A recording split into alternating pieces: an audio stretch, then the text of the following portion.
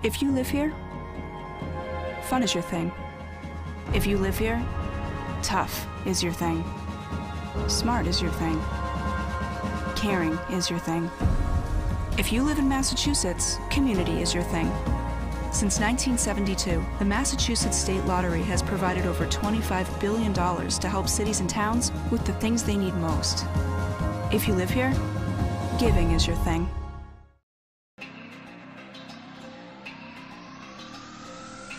My family earns respect. My family clears bases. My family breaks records. My family wins MVPs.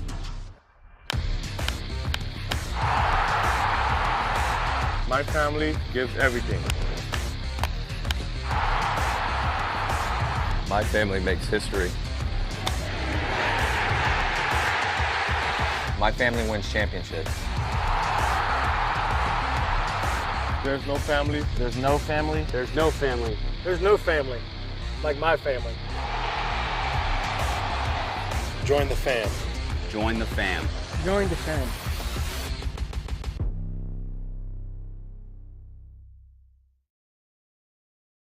When Alaska Airlines needed a partner for the complex operations of travel, they made the switch to T-Mobile. Our 5G has Alaska Airlines and their customers covered, from major hubs to remote destinations. With 5G coverage ready now for the demands of today and the future. T-Mobile's network powers Alaska Airlines as they deliver next-level care for all customers. 5G ready now. That's how unconventional thinking is better for business. Coke Zero is now Coke Zero Sugar, with great Coke taste. Some people were excited to hear the news, some were skeptical. So we're not gonna have the star of the show you're watching come out and say, "You'll love it." No special jingle written by this week's hottest pop star. No famous internet celebs who happen to be holding the label just so. Okay, maybe just one little pour shot. The only thing that will make you believe Coke Zero Sugar has great Coke taste is trying it yourself. Ice cold Coke Zero Sugar. Try one today.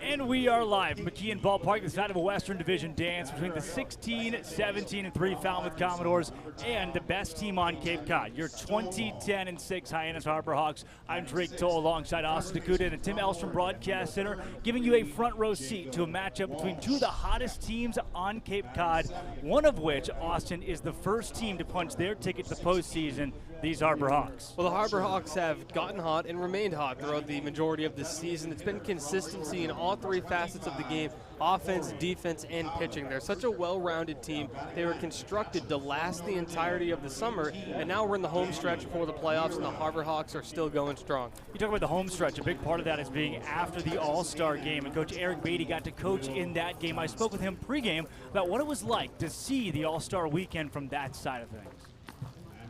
So alongside Coach Eric Beatty of the Dugout Show. Coach, your first All-Star game as a coach on the All-Star staff. What was that like for you, seeing it from that perspective? It was great. It was a lot more relaxing for sure, being on the coaching side of things, but it was great to be able to talk to those guys and just tell them congratulations and tell them to have fun and enjoy the day.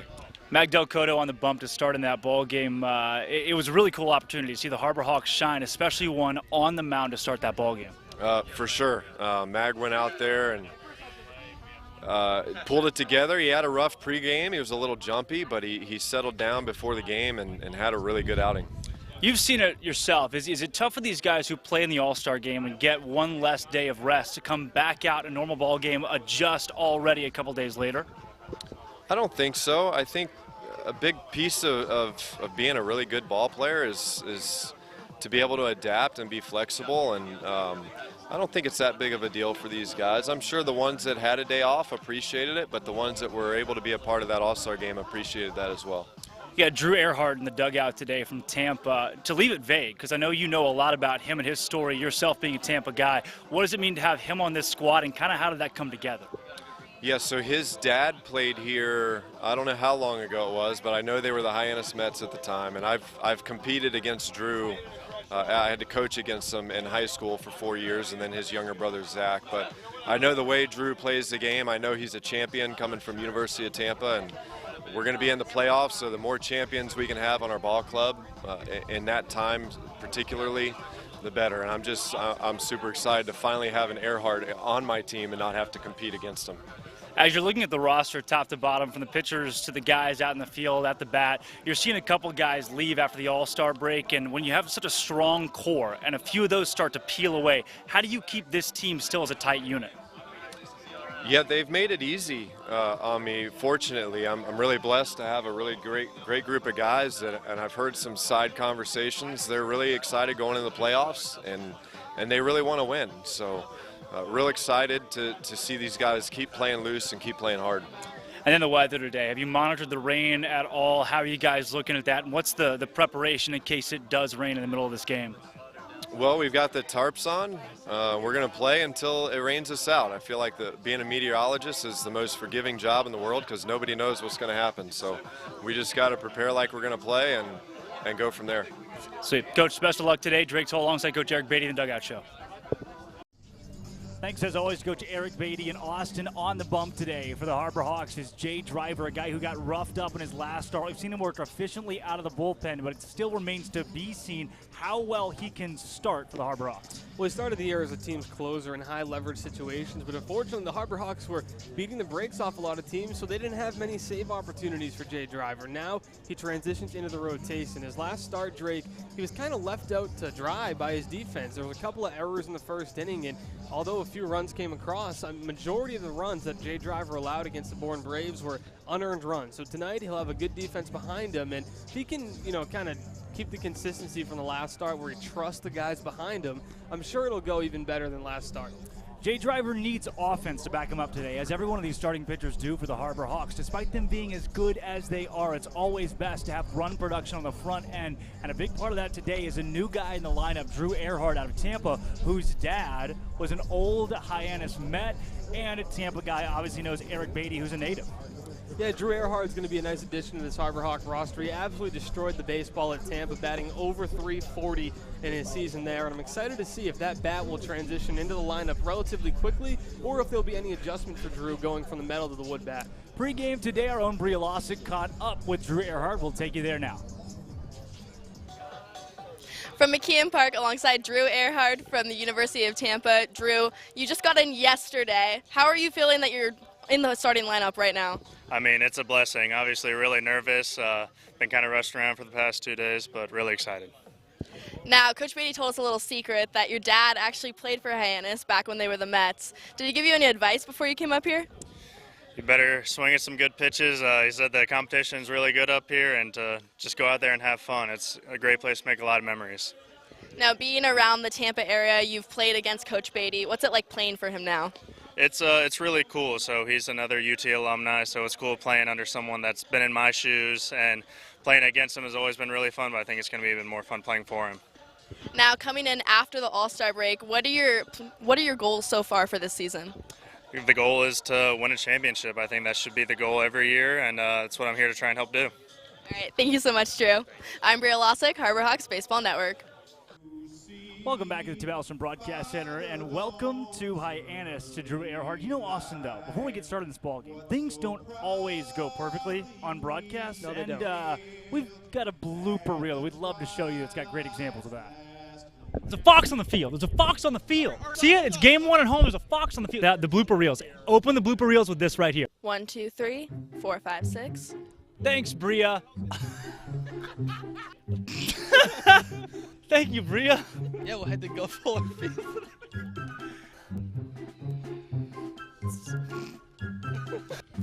Thank you, Bria. Tomorrow night, to Falmouth go the Harbor Hawks. Harbor Hawks, Falmouth to go. Pull it together. All right. Big game for the Hawks to continue not losing. Why'd you do that? And the lights just went out. We had the wrong pitcher labeled the entire last 2 innings. The more you know.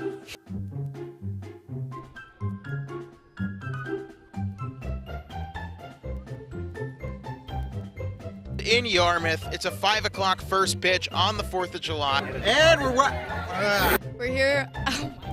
Those Brewster matchups. Harwood. Rest of the way. Wes Burton and the bullpen gang finished the job. See what we can get tonight at 6. Tonight at 6, a pitching matchup should be a good one. And talking about last night's game, Rocco Pepe had the lone run. As the shades are coming on. Going for a 3-game win streak. They swept their last 2 games, so maybe they can keep on sweeping people. Well, I would happen to think that dirt is dirty. Sko Hawks, great day to be a Hyannis Harbor Hawk. Thank you for watching Hawk Talk. Well, Austin, it is tough to get much better than that, and a big thank you to Allie Gibson, one of our producers who put them together. Things aren't, they don't always go smoothly. Yeah, no, they don't. It can always be a mixed bag of what you're going to get, especially in Hawk Talks after long baseball games. Yeah. The majority of those, I think, were Hawk Talks, actually. Yeah. The Harbor Hawks are hoping for a much less blooper-filled ball game today against a team that loves bloopers. There's your segue. There you go. The Falmouth Commodores lead the league in errors this season. They have 24 unearned runs they've given up this year, and that is how the Harbor Hawks got all of their runs in a 5-4 win when these two teams squared off less than a week ago. Well, it's been tough if you're a Falmouth pitcher this season. There's been multiple innings where 4 errors and multiple errors for these guys, and they're just kind of stranded on the mound because their defense has abandoned them, and that is where the Harbor Hawks have taken advantage in their matchups against Falmouth.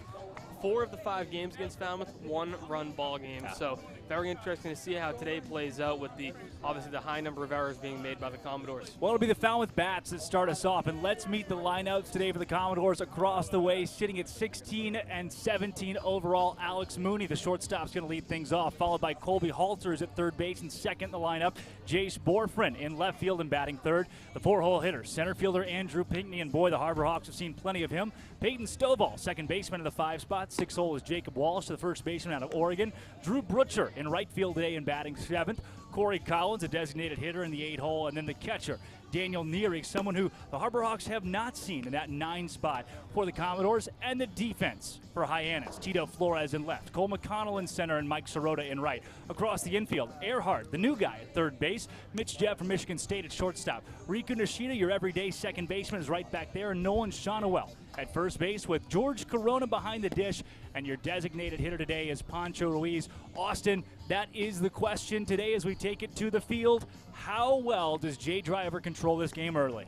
That's going to be key because the Falmouth Bats are very unforgiving. You miss with a pitch over the plate and they're going to punish it. They have a lot of power top to bottom in this lineup, and they're capable of big innings. So Jay Driver's going to have to come out and be effective and give his bats a shot in this game. You don't want to fall behind by much because, you know, Falmouth's got a really good bullpen, and they can quickly make that lead feel like 10 runs rather than 4 when they start to bring in those power arms out of the arm barn. The Harbor Hawks are the #1 team on Cape Cod right now, just a half game ahead of YD overall in the standings, and a game and a half safe of Katuitt. So even if they lose tonight, Katuitt wins.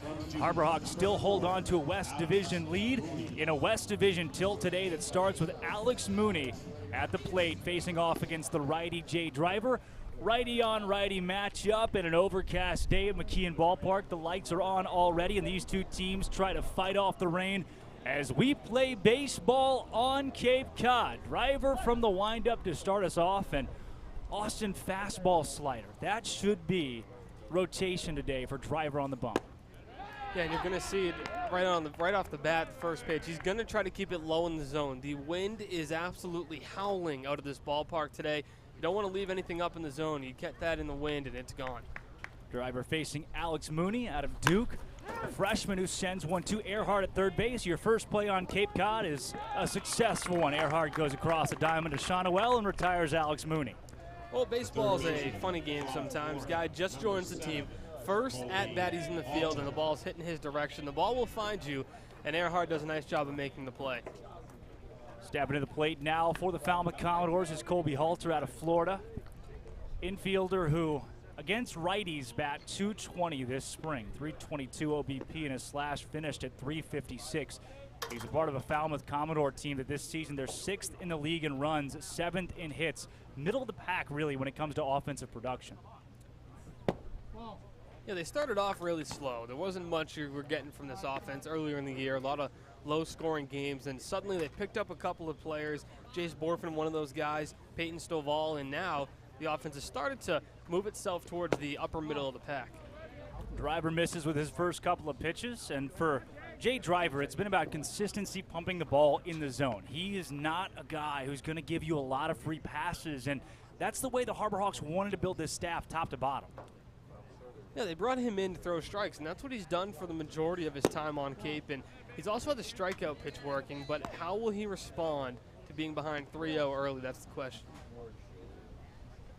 In the danger zone of walking Colby Halter. Scouting report on Halter. He's a guy you want to attack out and up. Use the changeup high to low, and Jay Driver goes fastball on the outside part of the plate, 3-0 to grab a strike.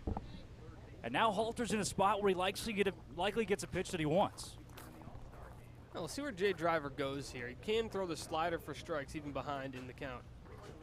Driver does go with the slider, and that one's fouled away out of play to the left side.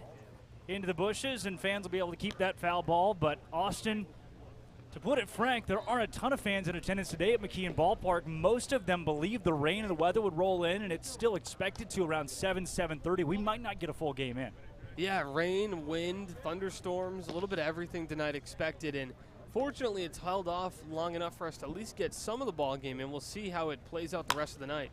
Halter is going to sky that one on the left side of the field. Erhardt drifting over. Tito Flores. Flores slips, and the ball's going to fall in fair territory. Rounding first, headed for second, and in safely is Colby Halter. And Austin, that might be an issue today as you see Tito Flores slow to get up in left field. This grass is soaking wet. The humidity is unbelievable, and it's not going to get any better. I walked through left field going out to center earlier in the game, and it was just squishy. You could feel the water still being held within the grass, especially out in left field. It wasn't bad in the infield, wasn't too bad in shallow left, but right where Tito just slipped, that area is absolutely soaked, and that could certainly play a factor into the fielders fielding the ball today. Well, this guy at the plate has seen his fair share of time at McKeon Ballpark. Despite only playing 7 games for Falmouth this summer, he played 34 for the Commodores last summer, had a .279 batting average, plays his college ball at the University of Arkansas. As he sees a strike there from Jay Driver. And at Arkansas this past spring, he helped the Razorbacks go to the College World Series, playing in 32 games, batting .228, having an OBP, though, of .333 with 17 RBI and a few home runs. Yeah, he's going to walk a lot. He's already got 6 of those to 6 strikeouts here in the Cape League this summer. Swing and a miss there, and now the count runs 0-2. Jay Driver way ahead. So you go 3-0, where you work your way back to a full count. Find what has been ruled now a base hit, a double for Colby Halter. Now you're ahead 0-2. Do you go high outside, buzz at eye level? I would. I wouldn't throw a strike, though. Yep. That's exactly what Jay Driver does, going outside. To a guy like Borfin, there's no point to throwing one in the zone on 0-2, giving him a pitch he can do damage with. Might as well try to get him to chase. You come back 1-2 here, and you're still in a prime spot to get a punch out. Driver from the stretch. After a double from Colby Halter, checks him off at second base, and then deals it home. Borfin fouls that one off to the right side. In the infield today, featuring Nolan Shonowell at first base, Riku Nishida at second, Mitch Jebb at short. And wearing 36, Dominic Patelli's old number is Drew Borfin, or make it Drew Erhardt. Borfin, he's at the plate. And Patelli's still with the team. He just changed to number 5 a couple weeks ago. Isn't that awesome? The 1-2. There's a called strike 3. Got you looking, Jace Borfin. Back the dugout he goes, and 2 down for Jay Driver. That's a beautiful pitch from the Harvard right-hander. The backdoor slider is such a tough pitch to do anything with, especially coming out of a right-handed arm to a left-handed hitter. You give up on it so early. You think that's way outside. Then all of a sudden it bites back, catches the corner. What a call by Corona behind the plate, and nice job by Jay Driver placing it right in the mitt. Up at the dish comes Andrew Pinckney out of Alabama. Harbor Hawks have seen their fair share of Pinckney. Was a starter in the All-Star game. Actually started in center field for the West. He skies one deep to right field. And by deep, I mean pretty darn shallow. Mike Sirota runs in, makes that grab successfully, and the Harbor Hawks have retired the Falmouth Commodores with not much doing, stranding a runner on second base after a double. And it is scoreless as we go to the bottom of the first on the Harbor Hawk Baseball Network.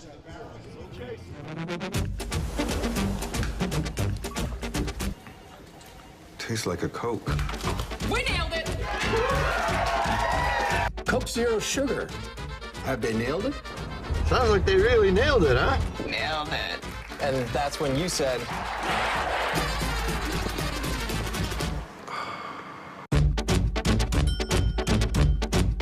So it really tastes like a Coke. Yeah, that's the point. When it comes to buying or selling a home, you need a partner, not just an agent. For over 50 years, Gibson Sotheby's International Realty has set the standard of excellence and performance. A seasoned team that has thrived throughout all markets. Our agents live and work in your neighborhood and understand you.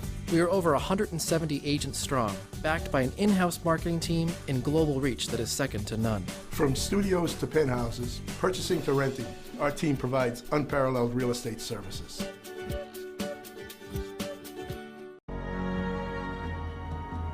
If you live here, fun is your thing. If you live here, tough is your thing. Smart is your thing. Caring is your thing.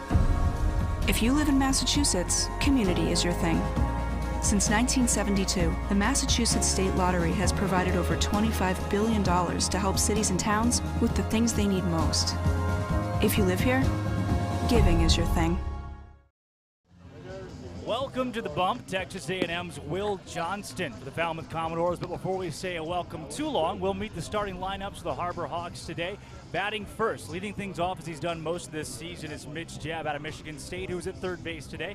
Mike Sirota, the right fielder, is in the 2 spot. Cole McConnell, who's in center field today, in the 3 hole. Nolan Shonowell from Florida Atlantic in the 4 spot, followed by George Corona, who's catching and batting fifth.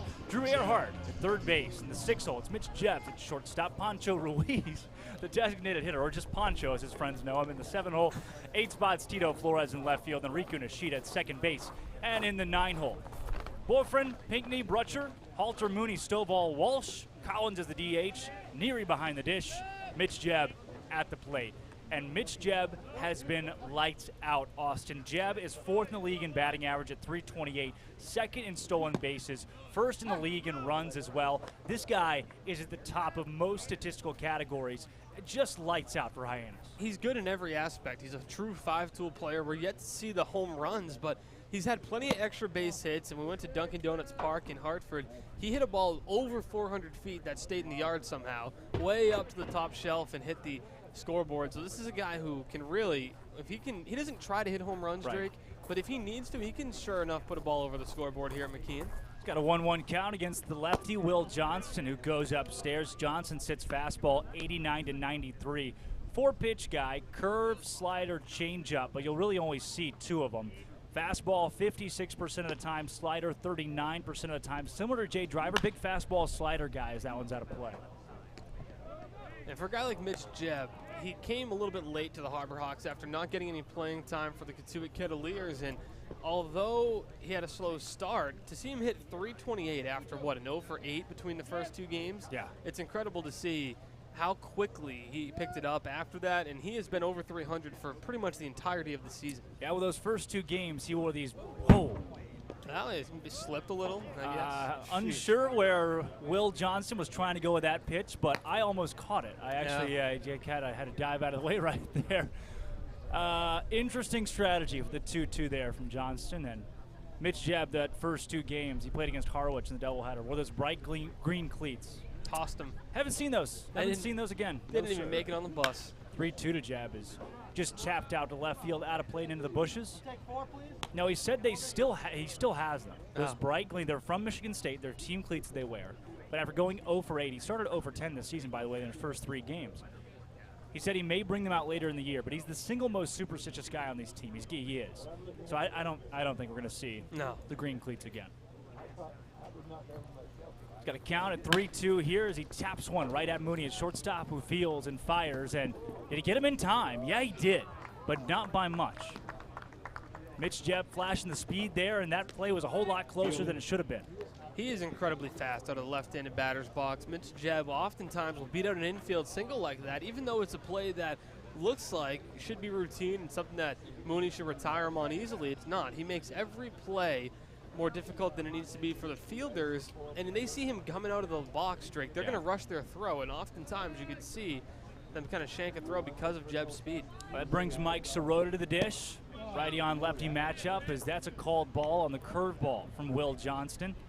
See, that wasn't, it didn't look like a slider. It had more drop than a slider, but he's not known to throw a curveball. He only throws the curve 2% of the time against lefties. And here against righties, he throws it 2% of the time. That's what he's got. There's your 2%. If he throws 100 pitches today, we'll see one more of those breaking balls. Now it's 2-0 on Sirota. Watches the fastball in, and Mike is batting .429 in the last 7 days. Now, the way that StatCast does it is they will calculate your last 7 days no matter how many games you play. So it's only 4 games that these two teams have played in the last 7 days due to the All-Star break and an off day last week as the 2-1 comes home and falls in for a strike. There's no way that's the slider. It breaks so much. It breaks. It's coming right down at you. Yeah. Now, there is movement left to right, but there's not enough velo to call that a slider either. It's like a slurve. Yeah, certainly a fastball that goes outside there, and the count's at 3-2. Sirota, then in those last 4 games, has a .429 batting average, 2 triples, 5 RBI, 4 runs, and he's slugging at .929, top in the league. He grounds that one foul off to the left side. He just swung at ball 4. It's a pitch that's close enough to probably protect, fight it off, and live to see another day. Sirota's not a guy who wants to strike out looking at any point. He has struck out 8 times and walked just once, but when you're hitting .412, nobody's going to complain about those numbers. Yeah. He's got another 3-2 incoming from Will Johnston. The lefty Aggie sets for the windup, deals at home, and a swing and a miss from Mike Sirota. Doesn't do that very often. Johnson's got his first strikeout of the ball game today, and to introduce you a little more into the pitching style of Will Johnson, we've already told you, fastball slider guy, throws the slider at a 40% clip. He's got a 5.19 ERA this season, just his second start on the year. He has started in 1 game to this point, in a game at Katuitt where he goes 4 innings, 4 earned runs. He's got Cole McConnell at the plate and dishes him a strike on a fastball. 5 strikeouts in those 4 innings to 1 walk. But 4 earned runs on 5 hits, your whip is not going to get out of there very safely. Cole McConnell ropes that one to center field. It's down for a base hit. Andrew Pinckney will come on, field it, and relay in, but Cole McConnell stays hot, 17th in the league in batting average, and another base hit there. Yeah, Cole McConnell's just been a beacon of consistency for this lineup. There was a reason he started in right field for the All-Stars this year. It's because he's so good at every aspect of the game. His fielding is top-notch. He's a great contact hitter. He's added 3 homers, and he can steal bases for you as well. Stepping to the plate, Nolan Shonowell. Got a 10-day break earlier this season. Not too long ago, actually, right before the All-Star break. So the first game that we saw him come back was actually the game against Brewster that was here at McKeon last Friday prior to Saturday's All-Star game. And his plate discipline all year has been phenomenal. It's continued to improve. 17 walks to 17 strikeouts. Certainly a number you'd like to see from the FAU star. The 1-0 is dealt home in the outside part of the zone for a called strike. Johnson firing the fastball in there at 91 miles an hour. Talking about a lefty throwing low 90s. He spikes one in the dirt, and Cole McConnell is going to take second base. A lefty throwing in the low 90s, the Harbor Hawks have seen their fair share of those across Cape Cod. It feels like the entire league is lefty heavy, both with pitchers and batters. And talk about a guy in Carson Wisenhunt, who Hyannis saw a few weeks back with Chatham. Same deal, but threw even harder and had even better prospect in the major leagues, and they just tore that guy apart, 7 earned runs. Yeah, they did. He was throwing 95 with a breaking ball at 76, and ended up being a second-round pick in this year's draft by the Giants, and the Harbor Hawks made him maybe made his stock fall just a bit. There's a ball in the dirt from Will Johnston again. Control has not been a huge issue for Johnston. 2 walks over the course of 7 innings this season that he's pitched for Falmouth. Yeah, you're right. Where did Wisenhunt go? It was late second, in the last pick of the second round. Wow. He was projected a couple days before the draft at as high as 17 in the first round. That's the Phillies picked at 17, right? Yeah, they passed up on him. Called strike at the breaking ball to Nolan Shonowell. He's got to count at 3-2 here. Really seeing that wind in center field just absolutely ripping through McKeon Park. Some of those trees are losing branches. It's not a pretty scene to be a tree in right field today. Thankfully, we're not trees. Yeah, no. Yeah. Great to be a sentient being today more than others, right? 3-2 to Shonowell. That one is low and outside, not close. We'll trot down to first base, and now two guys are on. McConnell on second, Shawnuel on first. Stepping up to the dish is George Corona, a guy that the Harbor Hawks are still trying to get into a groove here. He's brought onto Cape Cod in the middle of the season. You're halfway through the year, and you bring in a new catcher, which is such a vital position. And you ask a guy to pick up a wood bat and start hitting on Cape Cod. Not an easy thing to do. Not at all. And one thing you like to see a positive is his walks and strikeouts are even. 4 walks, 4 punch-outs, so he's not chasing a ton of pitches, and the contacts just haven't been extremely hard. He's popped a lot of balls up so far this year, a lot of flyouts to left, and we'll see if those start to translate to hits. Called strike. The first pitch that George Corona sees. Corona comes into this game 4 for 24 with a 166 average and a couple of RBI. If you're thinking, man, that's not great. No. That's actually average. That's right at where a lot of these guys started, if not better than where most of these guys started their seasons, as McConnell tries for third base and Corona fouls that one off. They're going to test the arm of Neary today, a new guy that we haven't seen behind the dish. And the Hawks lead the league in stolen bases for a good reason. They're going to be aggressive very early in ball games, too. They're always looking to take the extra base, especially they're not afraid of double steal either, Drake. We've seen it a handful of times to be here on an 0-2 count. Neary is a product of Notre Dame over in the ACC. Actually started his summer with Sanford in the Florida Collegiate Summer League. So just got picked up to Cape Cod, only played in 3 games at this point. There's an 0-2 count on George Corona. Corona skies that one to right field. Will it stay fair? And does the right fielder have enough room? He does. Brutcher makes that catch and retires the Harbor Hawks, stranding McConnell at second, Shawnuel at first. When we come back, it's the top of the second and a scoreless ball game from McKeon Ballpark on the Harbor Hawk Baseball Network. Hey, Mama, what's up? Did you switch my service from Verizon to T-Mobile? Yep. T-Mobile has the only nationwide 5G. Well, Mr. Know-It-All, let's see if you right about that. Mama. Hey, Mama, I'm working. It works at the pie shop. T-Mobile's 5G works inside and out. Hey, what you need, Mama? I'm trying to watch the game with my boys. It works in the park. Oh, okay. Mama? It works at the aquarium, in the parking garage, at the beach, in the elevator. It works in the movie theater, too. Oh, shush yourself. I'm talking to my baby. You're driving me crazy. I was just calling you to say thank you, baby. I love you. I love you too, Mama. Yes, Mama. It works in the kitchen. Tell Mama. Mama? 5G, it works in the club. Who are you on a club with? All about it. Tell Mama.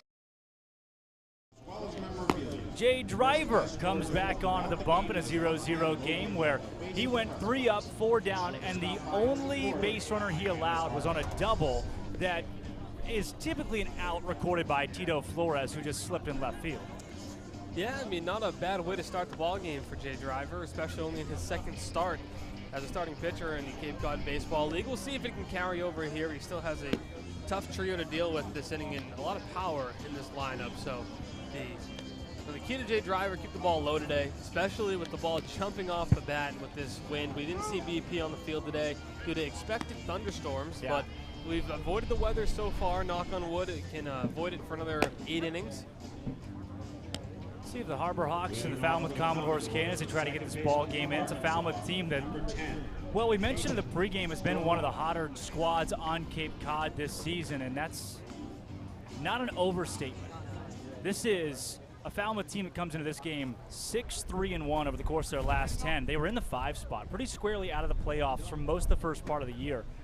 And now they've jumped 7 points ahead of the Wareham Gateway. That's 3.5 games in total, as that one's tagged right to Riku Nishida, who makes the play at first base easily and retires a 5-hole hitter in Peyton Stovall. We've seen Jay Driver out of the bullpen.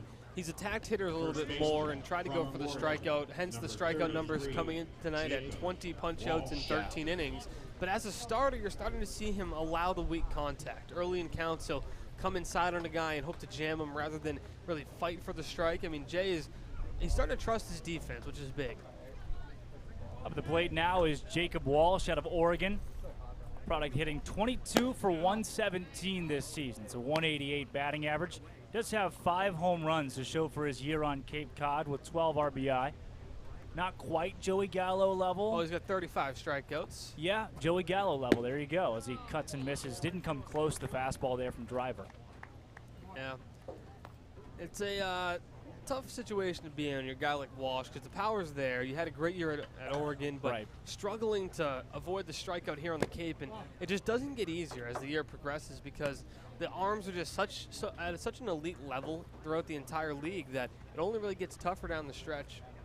And if you're going to adjust, if that's what you're trying to do right now is adjust to pitching, you've had 120 at-bats to do so as he cuts and misses again on drivers off speed. If you haven't adjusted now, when's it going to come along? Yeah, it may not. That's the unfortunate truth is he's got a big swing, a big loopy swing, and they're starting to find out where the holes are in his game, and you've seen a lot of sliders. Hello, goodbye. Outside part of the plate for Jay Driver, freezes Jacob Walsh, sends him back to the dugout. It's 2 up, 2 down, and now Drew Brutcher comes the dish. Brutcher, a couple times ago when these two teams played, I'm going to take you back to it. It's 5-1 is the score. It's the bottom of the 9th, right? The Harper Hawks have 2 down. There's nobody on. Everybody's packing things up. We're getting the broadcast ready to go. One guy walks, one guy gets a base hit. There's 2 on, right? Drew Brutcher steps to the plate, hits a ball about 560 feet into the stratosphere, pulls the Falmouth Commodores within 1, and then the Harper Hawks won at 5-4. Pretty anticlimactic, but even still, he's flashed his power against the Harper Hawks so far this season. Has 3 home runs, 13 RBI, batting .259. That's really good in this league. He's been consistent for them since the start of the year, too. Over 100 at-bats. When a guy's hitting near 260, Drake, and that big of a sample size, there's something there. You can tell that he's certainly adjusted to the pitching, and he's continued to hit well down the stretch here, too. Going to watch a called strike on the outside part of the plate, and maybe if you're unfamiliar with the Cape Cod Baseball League, you're thinking, okay, 260, that's maybe middle of the pack, mediocre. No, you're top 20 in batting average on Cape Cod, batting .260, because it's such a pitcher-dominant league.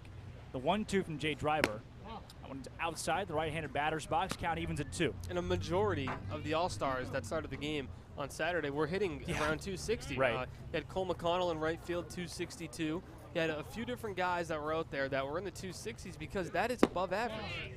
2-2. Brutcher didn't go, but it looked like that ball was pretty squarely in the strike zone. Nothing doing. The count runs full at 3-2. Jay Driver attempting to avoid his first walk of the day today. Has a couple of strikeouts, trying to add to that. Deals home the 3-2 to Brutcher, who fouls that one off out of play to the left side, into the net. Something that Falmouth would not know about. It's a good job of spoiling an inside fastball by Brutcher, and now Jay Driver has to come back and be perfect again here on 3-2. 3-2 count, trying to go perfect here in the top of the second is Jay Driver. Sets and deals home. That's a called ball. Just a little low on Brutcher, and Driver's dished out his first walk of the game. And it's a strike to a lot of guys in this lineup. For Brutcher, what, 6'5"? Huge, yeah. He's not going to be a strike there. Not a bad pitch from Jay Driver, and it's not the worst thing in the world to let him off the hook. A guy with a ton of power, better than missing over the plate with a slider. Now you get Corey Collins, who comes up in the lineup. Collins this season for Falmouth is batting .148. So when you get to the 8-9 spots, you get Collins at .148, Neary at .91 as that one gets away from George Corona. A wild pitch is going to send Brutcher to second base. It looks like he was set up outside maybe, and it pulled him inside across the plate. Yeah, the bottom of this Falmouth lineup has not been a huge help, and I think that's partially why they've dropped Brutcher below Stovall and Walsh, is to break it up just a bit and allow for a more talented hitter to kind of be behind 2 guys who are struggling. Because there was a lot of times where Brutcher was getting on base and nobody behind him was driving him in. The 1-0, that one's tagged into left field. Flores going back. It's driving for a base hit. Brutcher's going to score easily. Rounding first, headed for second base, and in safely is Collins. And the 0-0 ball game is broken with a 2-out rally by the Commodores and a double from Corey Collins. Yeah, walks will come back to hurt you, and that's exactly what happens here. He lets Brutcher off the hook, and the wild pitch really probably the biggest. I mean, Brutcher is quick. One of the slower guys on the team. Sorry. Yeah, he's not. I mean, he's average speed, I'd say. And on a ball like that, I don't think he's going to score. Yeah. Not from first base. No. Not Brutcher. Not from first base. Certainly hurts. Dana Neary comes to the plate. Neary, a native of Jacksonville, Florida. He's 20 years old and 254 days. Like 100 days from his birthday. So congrats to that guy. 3 months. Get the counter out. The catch made on that foul ball over in left field by a fan. He is a Notre Dame product who played for Notre Dame. Spent his first summer for the Bethesda Big Train. came back this past spring for a Notre Dame team that was really good. Ended up knocking off Tennessee, making it to the College World Series as that one out of the zone for a ball. Playing for Notre Dame, 26 games, had a .266 batting average, 14 strikeouts over the course of 64 at-bats. Played at Sanford in the Florida Collegiate Summer League, and now gets the call to play on Cape Cod in the middle of his year to play for Falmouth. Great opportunity for a guy who's a solid defensive catcher. A little bit of a slow start with the bat, but you really can't judge him on 11 ABs. If we did that, Mitch Jebb was 0 for 10 in his first 10, and he's now batting .320. So really haven't seen a ton of Daniel Nery, and we'll see if he can do something here for Falmouth. 2-1 to Nery. Corona set up inside, gets a fastball right where he wanted it, called strike from Driver. Count is at 2-2. It'll be a big bounce back if Jay Driver can get Nery here. Top of the order's on deck. Would like to limit them at 1 run and give herself a little bit more confidence that you can work out at jams. Now the 2-2 to Nery. Driver from the stretch, fires it home. Hello, goodbye. 9-hole hitter goes down swinging, and the Harbor Hawks have a 1-run deficit to overcome in the bottom of the second inning. They try to even things up here on the Harbor Hawks Baseball Network. Hyannis is a proud sponsor of the Harbor Hawks, looking for a great deal. We all have obstacles, challenges at different points in life. I still push myself every single day, and the harder I push myself, the more I find myself drawn to wearing UFOs. The first time I put on a pair of UFOs, it was like someone released the pressure. It was so crazy. When you are recovered and can do more, that has a compounding effect on all aspects of your life. Stepping into a pair of UFOs, they're truly one of a kind. There's nothing like them. Best ever? Good question. Wait, why do you sound like Dr. J in your head? I've always sounded like Dr. J in my head, which means Dr. J's outside voice sounds like my inside voice? Which Coke? The doc would know. He got the world to call him doctor without going to med school. There's only one best ever.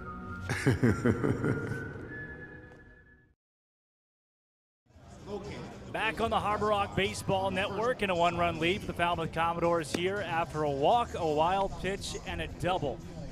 But here come the Harbor Hawks bringing up the newest guy on the team who was just activated today in Drew Erhardt, who's starting at third base. And the Harbor Hawks see him for the first time this season at the plate.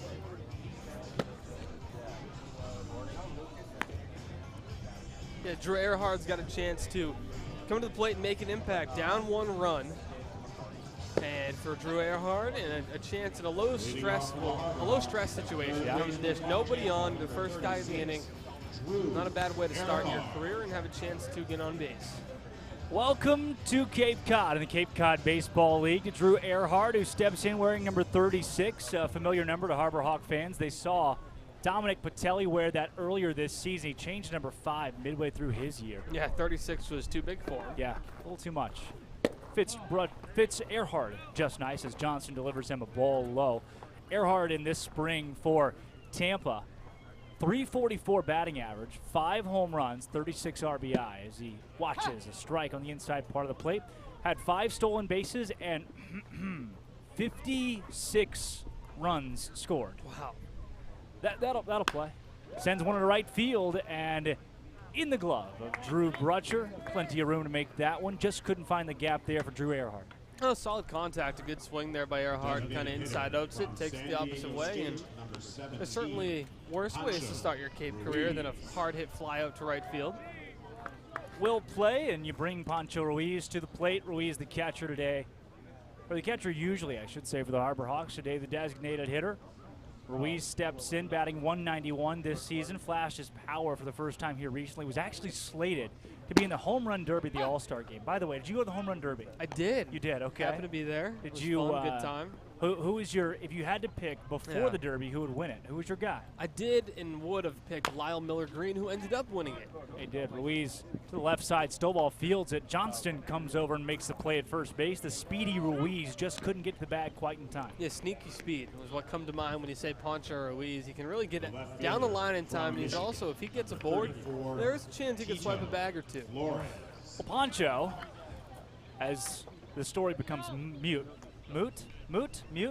I think those are two different terms. They are. Yeah, probably so. I don't Poncho know was either. supposed to be in the home run derby. Did you know that? I heard that floated out there. Yeah. Turns out you have to be top 1 or 2 on your team in home runs to be able to compete in the derby. Yeah. Poncho at that point did not have a home run. That's too bad. Yeah, it turns out they don't allow you to play in the home run derby if you haven't hit a home run yet this season. Well, if he was in the derby, my money may have been on Poncho because he puts the ball a mile. Nobody in during BP, nobody in BP hits it like he does. Especially if he had B.J. Johnson throwing to him. Guy's a machine as Tito Flores fouls that one off him. By the way, welcome back, Tito. Yeah. Welcome back to the All-Star game, too. The guy goes home for the draft. He's gone for 10 days. Shows back up and, hey, guy, get dressed. You're in the All-Star game. Yeah, that's awesome for Tito. We had a great time there. Talked a little bit about it in the pregame about how it was an incredible experience for him just getting to be out there with all the All-Stars that surround him. Johnston misses with an off-speed, high and outside. Flores out of Michigan, 21 for 90 this season, 233 batting average, a couple of home runs and 7 RBI. Johnson's going to switch the ball out here, fire home to Neary. One of those home runs, maybe it is. It's the most dramatic we've seen all season. At Brewster, 9th inning of the game, 2 strikes on him. The team is down by 2. The team's down by 1. Runner on. Tito Flores hits a home run. 2-1 count. Flores watches the ball high. He's ahead 3-1 now. In a game the Harbor Hawks lost, by the way. I should throw that part out there. At the time of the home run, it was the most dramatic thing we have seen all year. Yeah. And then Brewster came up to the plate and ended up walking off the Hawks in quick fashion. Yeah, Hawks did not record an out in the bottom of the 9th inning in that one as Tito Flores trots over to first base and brings the plate Riku Nishida here in the bottom of the second. The Harbor Hawks are threatening to bat the second time with Mitch Jebb right behind Riku Nishida, but that takes Nishida getting on first base, a guy that's got a 268 average and 10 RBI this season. I think that's a number that would surprise me. This is not a squad that's asking Riku Nishida to send guys home. Yeah. But he's still doing it at a decent clip. He's come to the plate in a lot of situations where there's runners aboard. That speaks to the depth of this lineup. The 7-8 hitters all year, no matter who it's been, have got on base ahead of Riku, and he's done a nice job at making contact and driving him in. Mountain Hood Community College Products sends that one right to Colby Halter, who sends that right to Jacob Walsh at first base to record the third out of the bottom of the second inning. The Harbor Hawks still trail this one 1-0 when we come back to the top of the third on the Harbor Hawk Baseball Network. Diet Coke? Who are you, my mom? You should be so lucky, because you know what moms do? Well, I suppose we should start with the whole giving you life thing. It seems like that should be enough. No? Okay. What about her ability to send shockwaves through the neighborhood without saying a word? Or whip up a ridiculous handmade costume that you forgot to tell her about? Not to make you happy, but because she had a reputation to uphold. She invented rideshare, called it carpool, and did it for free. She didn't need those dating apps either.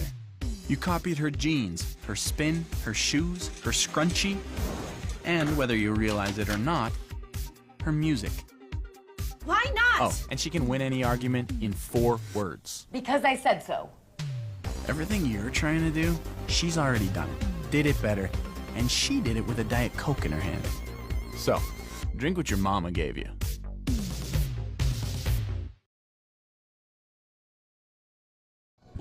Welcome back to the Harbor Rock Baseball Network. Drake Toll alongside Austin Dakuta here as Jay Driver comes back out at the bump for the guys in white. And Driver to this point has been fairly solid. 2 outs away in the top of the second inning, allowed a walk, a wild pitch, and then a double that scored the 1 run that Falmouth has today. Yeah, he's been good. He's been in the zone with the fastball, and the sliders complemented it well. And now in his 3rd inning of work, 2nd time through the Falmouth lineup, this is the true test to see how Jay Driver can stick as a starting pitcher. Alex Mooney will come to the dish. Mooney was the starting shortstop in the All-Star game this season, too, for the West. Final score in that one was 4-1 as Driver sends the first pitch home to Mooney, who watches a ball low and outside. Did you go to the All-Star game? You were there, right? I was there. Okay. Were you? Yes, I did go. I volunteered, actually. I fed the players what a good guy. food prior to the game. A volunteer. How neat is that, huh? Called ball inside, and Mooney's ahead 2-0. Started at shortstop in that one. See the final score of the game. You started at shortstop? I tried to. Oh. They ended up arresting me, kicking me out of the ballpark. Yeah, funny how that works. They don't let fans on the field.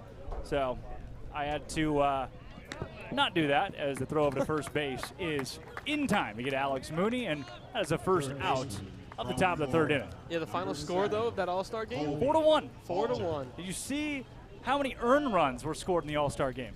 0? 2. 2? Oh. 5 total runs in the All-Star game. 5 runs, 2 of them were earned. Yeah, I saw the first run across the plate. It was unearned when I was at the game, and I did miss a couple other runs. Oh, wait, you were at the game? Yes. Did you go to the game? Yes, Okay. I didn't try to get on the field, though. You didn't start? No, no. Colby Halter comes the dish and whiffs at the first pitch that he sees from Jay Driver. Where did you sit at the game? Last the row of the bleachers, yeah, tough seat. Okay. See, we found this little VIP cage on did you? top of the east dugout. Oh. Yeah, we went over and sat in the east dugout. Really neat stuff. Driver the 0-1 home to Halter. He's going to watch called ball that was looked fairly squarely in the zone there.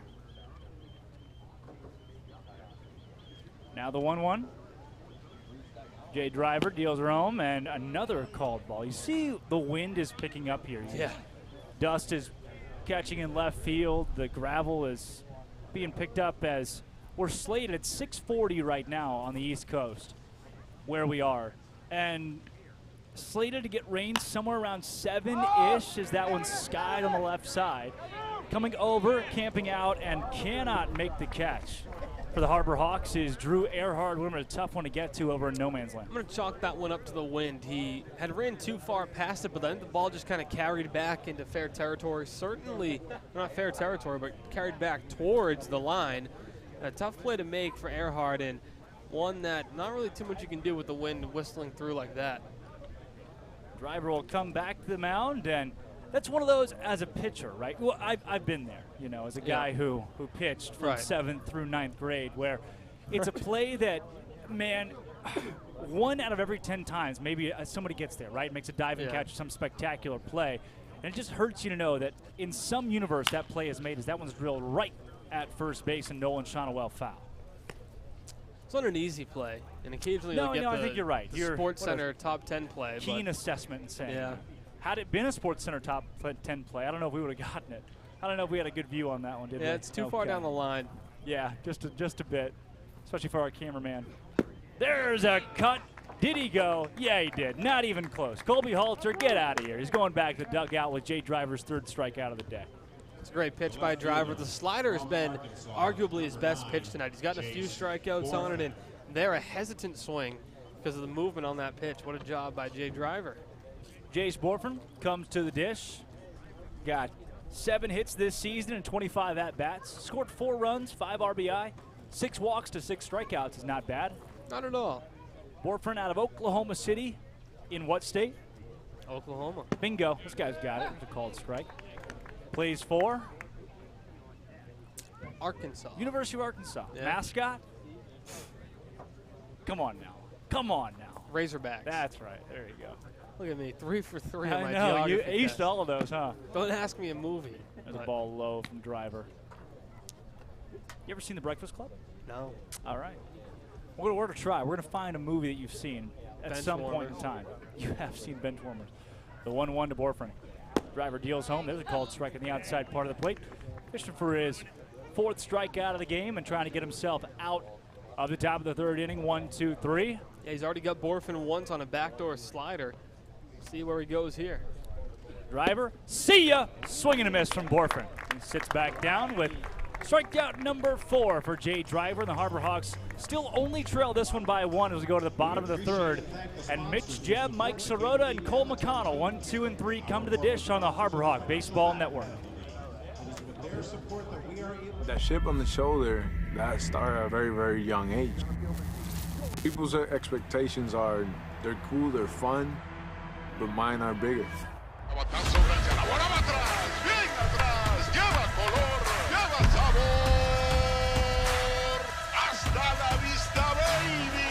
When you play in New York, they want to see winners.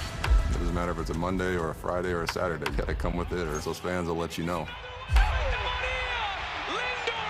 Pick one thing from me, pick one other thing from another player, make it your own, you turn to who you want to be.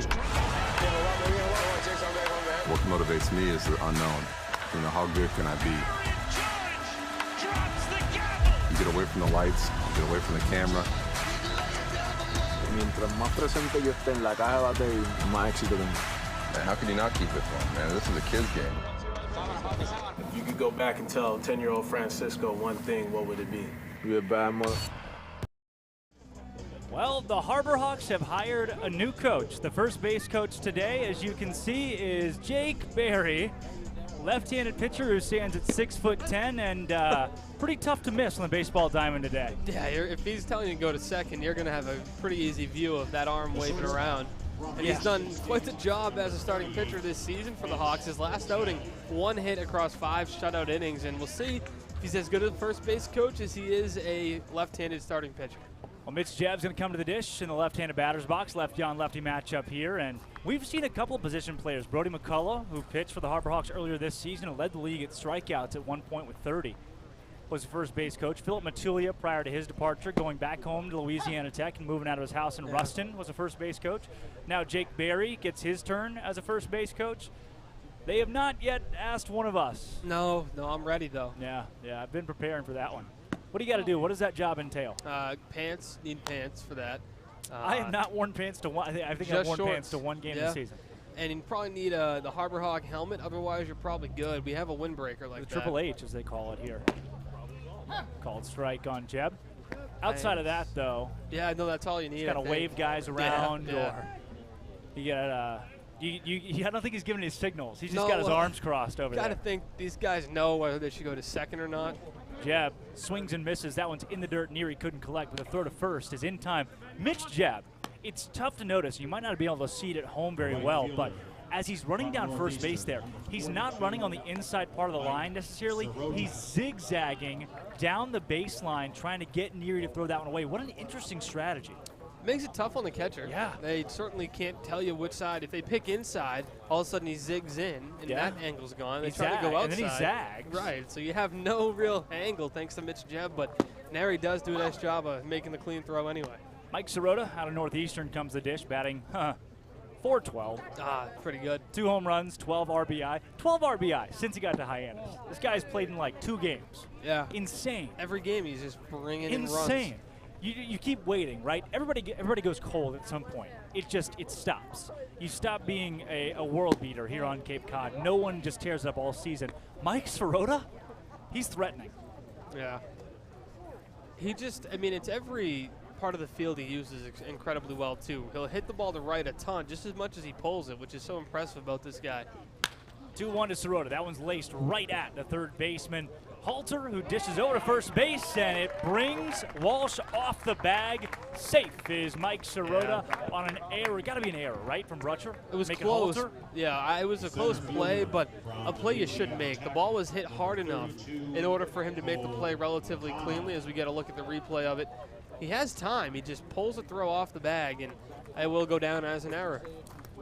That error is charged to Colby Halter, and it is not the first error that the Falmouth Commodores have seen this season. No. They lead the league. They are number 1 in the league in one single statistical category on the defensive side, and that is errors. Yeah, it's not just one guy either.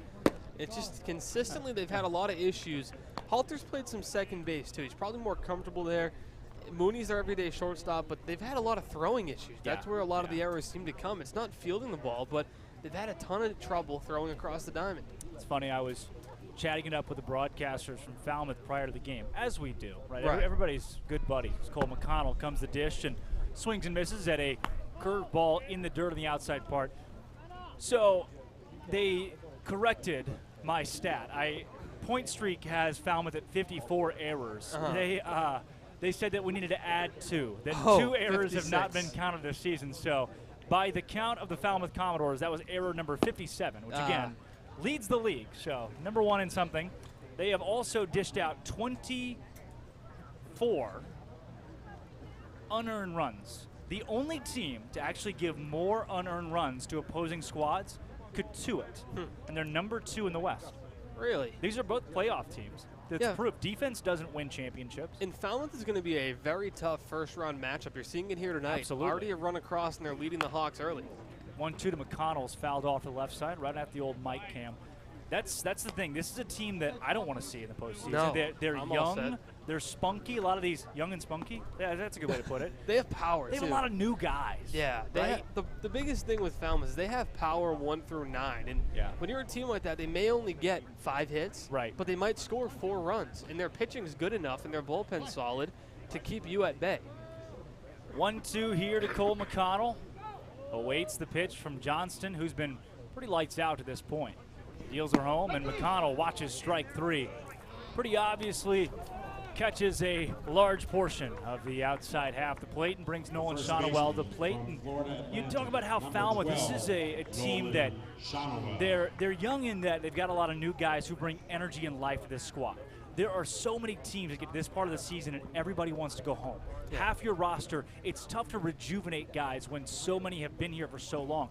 Look at a team like Wareham, who, man, Harvey Shapiro, the lifeblood of that team, got COVID, and when he's gone for 10 days, then the morale drops, and now they have not won a game in their last 10. Yeah. If they got 5 or 6 new players to jumpstart things, they'd be in a great spot. That's kind of what happened to Falmouth, and now they're squarely in the playoffs. Yeah, they had a few new bats come in, a couple new arms, and all of a sudden, hey, there's some new life coming from that dugout, and the bats are starting to put hits together, and the pitchers have some more run support to work with, and all of a sudden they leapfrogged Wareham, who is, I believe, 0-7-3 in their last 10. Well, you mentioned they lead the league in home runs as well. They got 30 of those this season. When you're hitting the most long balls of anybody, you're probably in good shape, but Shonowell fouls that one off, and they've been in good shape the last 10.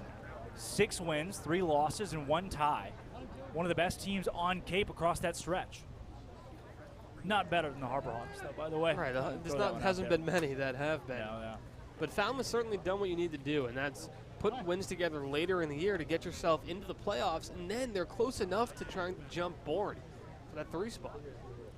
At the 1-2 pitch to Shonowell with runner over at first base, dealt home. That one's in the dirt. Sirota hesitates, and he's got to trot back to first base. Neary did a great job of batting that one down. Yeah, good base running too by Sirota. He read it perfectly. Started to go, but once he saw that Neary had stopped it in front of the plate and had control, he runs back and has the speed to take a larger secondary lead than some of the other players on this team. Now a 2-2 to Nolan Shonowell. Johnston eyes Sirota over at first base. With 2 down here, Shonowell trying to put some magic together. Sends that one to the right side, and what a scoop by Walsh, who tags the bag and records the 3rd out of the bottom of the 3rd. The Harbor Hawks go down, straining a man over at first base on a web gem from Jacob Walsh, and we come back. Jay Driver tries to go 3 up, 3 down himself at the top of the 4th in the Harbor Hawk Baseball Network. What are you looking forward to? Adding a takeout window. And more locations. Paying off my student loans. Juggling my 4 small businesses and staying sane. Raising my allowance. Finishing my painting and starting the next one. Catching a keeper. Cashing anything. Making the most of my retirement. Checking my balance and hopefully having one. Whatever you want for your family, your business, or your community, talk to us at Cape Cod 5 because we're looking forward to helping you. Coke Zero is now Coke Zero Sugar with great Coke taste. Some people were excited to hear the news. Some were skeptical. So we're not going to have the star of the show you're watching come out and say, "You'll love it." No special jingle written by this week's hottest pop star. No famous internet celebs who happen to be holding the label just so. Okay, maybe just one little pour shot. The only thing that will make you believe Coke Zero Sugar has great Coke taste is trying it yourself. Ice cold Coke Zero Sugar. Try one today. Well, if you're scared of hot guys, watch out for Mike Sirota. The guy's OBP only climbing. Granted, he reached base there via an error, but again, the OBP gets better. You're seeing in the last week, Mike Sirota, 429 batting average, 467 OBP, 4 runs, a league lead with 2 triples, and second in the league with 5 RBI. Sirota, who just got on base again, has been just lights out for the Harbor Hawks. He's been their guy, and they were searching for a 2-hitter when Tito Flores left to head home for a bit. And Sirota stepped right in almost immediately and has been the guy. He's driven in runs. He's got on base to set the table for the guys behind him. And we don't talk about it enough. His range in right field has been absolutely huge for this team defensively. Up to the dish for the Commodores comes Andrew Pinckney, the outfielder out of Alabama. Starting center fielder in the All-Star game. Yeah, Riddle me this. Yep. Guess who has more errors this season? Andrew Pinckney or Cole McConnell? Well, because I know the stat, Andrew Pinckney. Ha! You are correct. I am. Guess who has more putouts this season? Andrew Pinckney or Cole McConnell? Cole McConnell. How'd you know? How'd you know? Because he leads the Cape Cod Baseball League in putouts, I believe. Yeah, he does. He does do that. Guess who started in center field in the All-Star game? Cole McConnell? I got bad news for you. No. I got bad news for you. Whoever made that call put Andrew Pinckney in center field. Well, Pinckney's an incredibly talented center fielder. 1,000 fielding percentage at Alabama. Didn't make an error, but if you're going off the Cape stats, Cole McConnell statistically the better fielder. If you're going off the eye test. Oh, yeah, the eye test. That's how you win the Derby. You pick the guy off the eye test. The 0-2, that one's in the dirt from Jay Driver. Go off the eye test. Still Cole McConnell, by the way. Just throw that out there. Yeah, Andrew Pinckney had a crucial error here at McKeon Park, his first of the year as a Commodore. In the 9th. Yeah. Won the Harbor Hawks the game. Ka-ching. The 1-2. See you later, Andrew Pinckney. Swings and misses at what Jay Driver serves up, and Driver's got 5 strikeouts now. This is the best I think Jay Driver's looked in an extended role. He's obviously dominated in his one-inning roles as a closer or in high leverage spots, but we've seen him a couple times go 2 innings, and his last start against Bourne, he won a couple. This is the best he's really looked in an extended period of time, and he's done a phenomenal job of attacking these hitters. Stovall comes the dish now out of the University of Arkansas. First pitch that he sees, a called strike on the outside part of the zone, and Stovall is 0 for 1 today. 13 for 59 coming into the ball game. 220 average with a couple of home runs, 7 RBI. The 0-1. There's a called strike again. Pretty vital member, Stovall was, of Arkansas's World Series run. Yeah, he joined Falmouth a little late, but he's one of those guys we talked about who had instilled some new life into this team with his bat. Now the 0-1. Good morning, good afternoon, good night. Jay Driver registers his 6th strikeout. That guy's on. 7th strikeout. That guy's on. That he is, Drake. It's been via the swing, via the look, however you want to chalk it up. Jay Driver is fooling the Falmouth bats tonight, and it's went with a slider. There he goes, high fastball, and they just cannot touch the Harvard right-hander.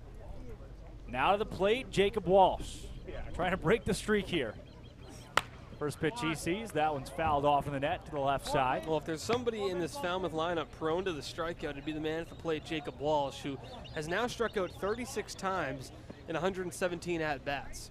Yeah, that'll get you the math on that. Yeah, he's struck out 64 times in the spring, the 0-1. He sees that one in the dirt. Walked 23 times, struck out 64 at Oregon. A 31% strikeout rate here in the Cape Cod Baseball League this summer. That's like once every 3 times you step to the plate. That is like that, No yes. way. Never did take a math class in college. No? No, I took ideas in mathematics. We talked about what it would be like to do math. It just scared most of us, so we avoided it. You just kept it at the idea phase? Journalism majors, you know, that's kind of how those things go. A lot of athletes in there. We all bonded. The 1-2 from Driver. Trying to register his 8th strikeout. Now, he's going to go eye level with a fastball, high and outside. Yeah, too far outside. You might get him to chase if you bring that over the plate more, but an easy take there for Walsh. Now a 2-2 from Jay Driver. Fires her home. Just outside. Misses with the off speed, and now it's a 3-2 count, trying to avoid his 2nd walk of today's game. A 3-2 to the Oregon product, Jacob Walsh. Payoff pitch from Driver. Yeah! 8 strikeouts, 4 innings. Jay Driver, that guy's feeling it. We take you to the bottom of the 4th. The offense tries to put something together for the Harbor Hawks and get them on the board. It's 1-0 here from McKeon Ballpark on the Harbor Hawks Baseball Network. With Hood Milk, you can trust your family is getting high-quality milk in every nutritious and delicious drop. It begins here on farms that Hood selects, with farmers who uphold the highest standards and who pledge to never use artificial growth hormones. And you'll see that care continue right to your home with our Light Block bottle, which protects the fresh taste of your milk. At Hood, we never stop caring about our milk because you never stop caring about your family. Always good, always Hood. If you live here, fun is your thing. If you live here, tough is your thing. Smart is your thing. Caring is your thing. If you live in Massachusetts, community is your thing. Since 1972, the Massachusetts State Lottery has provided over $25 billion to help cities and towns with the things they need most. If you live here, giving is your thing. Well, Confucius once said, "Rain, rain, go away." Yeah. Finish it? Yeah, well, rain, rain, stay away. I don't remember it. Rain, rain, go away. Rain, rain, stay away. That's the one, yeah. Confucius.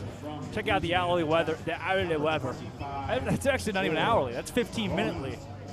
79 to 78 to 77. Cloudy, and the rain chances have gone exponentially down. Wow. We might get a full 9 innings in. Yeah, it started off today, 100% chance of rain at 6. That 100% means like it's gonna rain. You can't escape it. No, you can't escape it. Believe it or not, which now this never happens. The weather was wrong. I'm gonna go not. I'm gonna go a not on a believe it or not. Craziness, game. and then Red it went light, down to green light. 40, and then all of a sudden it just rain never showed up.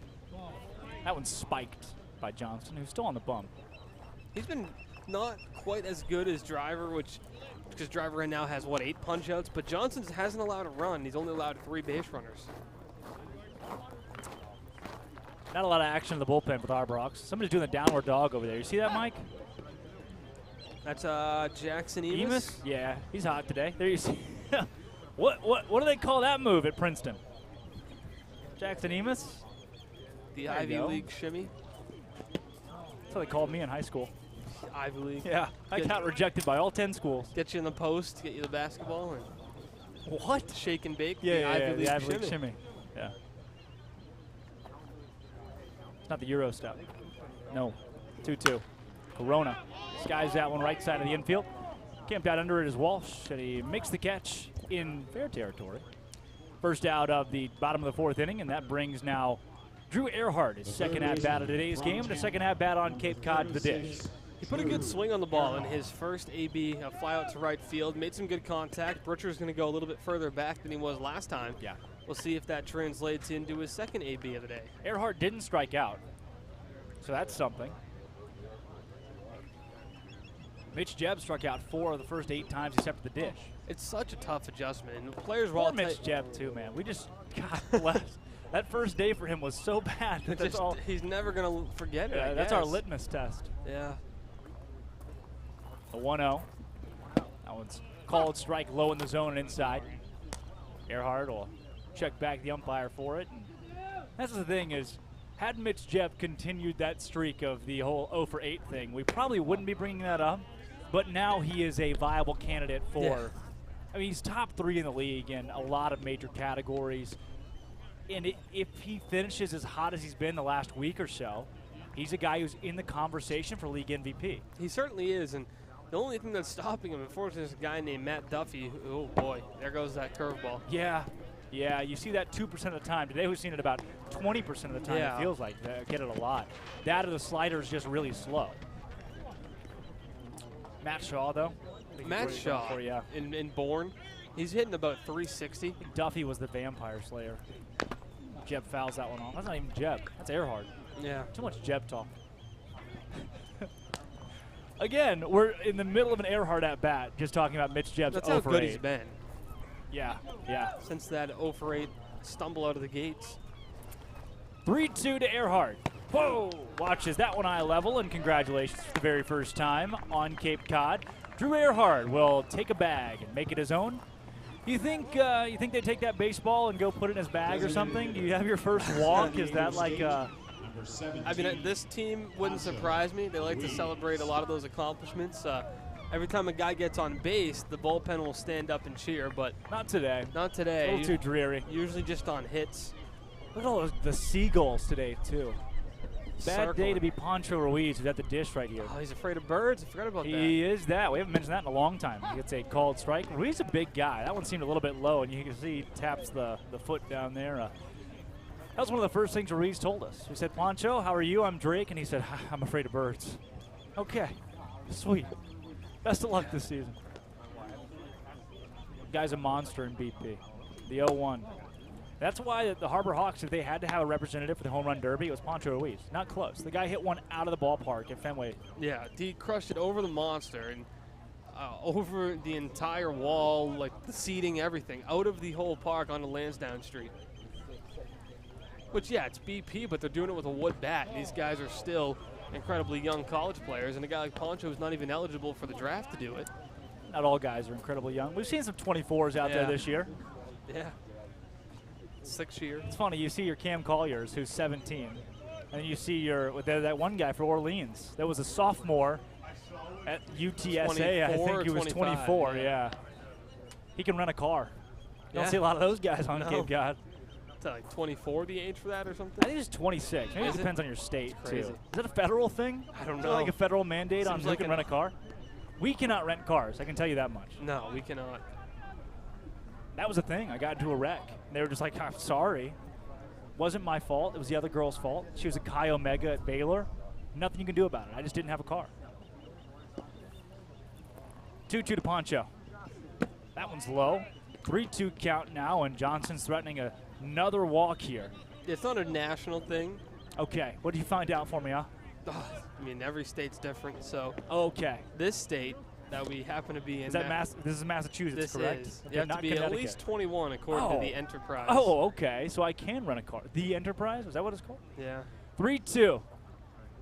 Lefty Johnson checks off to first base where Erhardt stands, deals home to Ruiz, and he watches a ball inside. Pancho got away with one right there. That caught a little bit of the plate, but Pancho is going to take first base anyway. Yeah, it's a tough pitch to take if you're Pancho Ruiz, but he's a catcher in this league, and he knows what the strike zone is on a game-to-game basis, and they haven't really given the hitters or the pitchers that on the inside part of the plate. So Pancho has probably a good feel for what they're going to call and what they're not. I mean, a tough one to take, but it ended up turning out in the favor of Ruiz. Now at the plate, Tito Flores, 233 batting average. And you saw that dip a bit before he left for the draft, a guy that was pretty consistently hitting around the 300 range for the Harbor Hawks, and for a good spell led the teams. He sends that one into center field. Pinckney coming in. It's going to be down for a hit.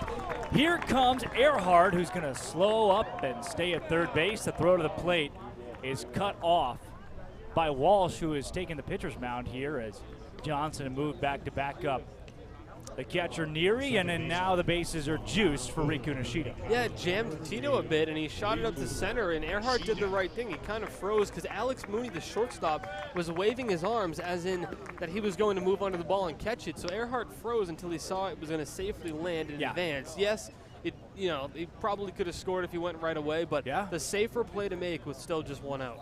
Pinckney's charging in, one of the top 3 defensive center fielders in this league. Mooney's waving his arms. Great job by the Falmouth Commodore defense to sell that one. And now Riku Nishida comes to dish. They'll bring in Halter at third base. Mooney's playing deep. Stovall's playing deep at second. Walsh is on the front of the grass. Halter's a step in on the grass. As Nishida came into this game hitting .268 with 10 RBI, trying to add to that number here with him juiced and only one down. Walsh comes in a step. So the corner's playing in the grass, middle of your infield's back, and Nishida's a guy that you can't really bunt here with the old bases juice, but you surely can bounce one over the head of Halter at third. First pitch home, that one's low and outside, or bounce one over the head of Walsh at first, but I think number one is Johnston being able to throw strikes to Nishida, because if anybody can watch it, it's certainly him. Well, it's interesting to me that the Falmouth middle infield's playing at double play depth because Riku has the speed to beat out any ground ball in their direction. Nishida, if that one's fair, it's trouble. That one's foul by a foot. Riku Nishida just blooped one in front of the left fielder, Borfrin, and that would have been at least 2 runs on the board for the Harbor Hawks had it dropped fair about a foot to the right. Yeah, it's a good piece of hitting by Riku to fight off a tough pitch, and he does that so well. His hands are so strong that he can fight off any pitch, and he has the strength to shoot it the other way and nearly end up with an RBI hit. If you had to give a unit on how strong his hands are, what would it be? One Pancho Ruiz. What does that mean, man? Pancho strong. Thank you. You asked me to give a unit on how strong his hands are. What do you want me to say? Nishida watches that one outside. I don't know. Can you, is there like a metric that if you Pancho's hands, to Poncho's strength to Riku Nishida's hands. Yeah, the conversion. Conversion. Yeah, do you have a conversion chart there? Okay. It's in the works. 2-1. Oh, that one's in the right-handed batter's box, and Johnston is 1 ball away from walking home the tying run here in the bottom of the 4th. In a ball game that's gone quick so far. Got to get through 5 for the game to count today. With the weather still being something it's so uncertain. We both really teams are monitoring, right? Welcome to Cape Cod and Wareham. The 3-1 to Nishida. Texas A&M's Will Johnson sets, fires at home. No siree, not even close. Riku Nishida takes first base, scoring his first run of his Cape Cod career as Drew Erhardt comes, steps on the plate, and ties the ball game at 1. The shortstop. It's great play discipline by Riku Nishida, and sometimes you don't even have to swing the bat for good things to happen. As Riku Nishida is able to bring him home, and this game is all back to 1, and Drew Erhardt is going to get himself a standing ovation from the bullpen. Yeah, you can see there a great view of the bullpen and the guys down there. All of them stood up there as a mound meeting is set for Neary to come out and talk to Johnson, and now Falmouth.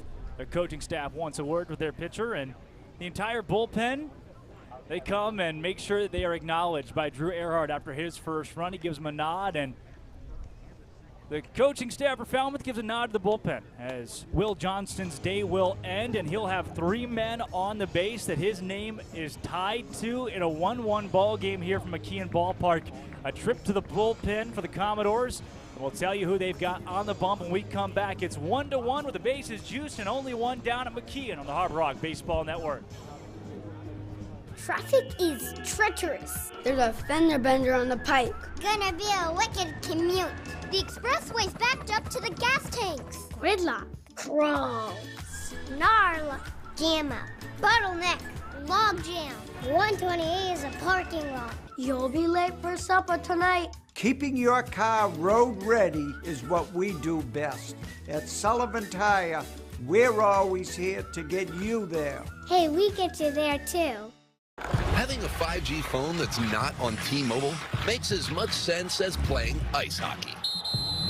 Using pool noodles. Get out of the penalty box with 5G coverage like this. T-Mobile has more 5G bars in more places than anyone. T-Mobile, more 5G bars in more places. Another reason T-Mobile is the leader in 5G. Well, what is the word? The bird is the word. There are 2 ospreys, otherwise known as ospreys by some of the locals I've found out. Are you an osprey or osprey guy? Osprey. Well, they are the Harbor Hawks. If you're wondering where the mascot has been this season, you're looking at both of them there. One of them's named Ozzy. The other, I don't remember his name. I'd like to apologize. I don't either. Harry. We have Harry and Ozzy, both of the Harbor Hawks. Harriet and Ozzy, both of the Harbor Hawks. They call McKeon Ballpark home. You can see they're waving for the camera there. Hello, Harry. I think that one's Ozzy, actually. Yeah, Ozzy on the right. Yeah, it's Harry Ozzy on the right. Yeah. No, I think it's the other way around, actually. You can tell by the white stripe under the neck. Yep. You see how Harry has the 3 spots right there? Exactly, that's Harry. Yep, there he is. He's saying hello. Speaking of saying hello, we will say hello to a new pitcher in the ball game today. Nolan Moore, the left-hander from Colebrook, Connecticut, by way of Lafayette College. He's made 2 That's appearances. not in Louisiana, correct? Don't know. He's made. You're asking the wrong guy. Okay. Zach Berman's not here today. He's made 2 appearances, 2 2/3, 1-0 on the year, 2 strikeouts, 2 hits, no walks, but 1 run. So not a ton of action under his belt this year. He last pitched on July 20th. Before that, July 12th. So hasn't been used a ton. Mitch Jebb is going to come to the plate, and that is who Moore will have to face. Tell you what, if this guy is anything like Nolan Less, whew, he's in for trouble. Luckily, though, he's Nolan Moore. Ha ha. Mitch Jebb, first pitch he sees from Moore. There's the old off speed, called strike 1. It's a good pitch right out of the bullpen, and you bring home a slow breaking ball that catches the outside corner. Tough pitch for a left-handed hitter to see out of a left-handed arm. Mitch Jebb has been pretty good at baseball lately. He sees the 0-1 from Moore here and chops that one up the middle. Walsh recovers it. Throw to second is in time to get Nishida. Throw back to first. Not in time. Gets away. The Harbor Hawks score Pancho Ruiz. Here comes Tito Flores. He'll plate the 3rd run of the ball game, and an errant throw puts Mitch Jebb at second base and puts the Hawks on top. It's the right play by Walsh to go to second and try to turn the double play there rather than go home, but Mooney just absolutely sailed the return throw, so you get the fielder's choice ground out. Everybody advances on the error by Alex Mooney. Just sailed it, as you see on the replay, and Jeb's quick to advance, Tito's quick to come home, and the Hawks suddenly, Drake, have steamrolled ahead to a 3-1 lead. The whole bullpen, they yell for Tito to acknowledge them, as well as Poncho. You could hear vividly.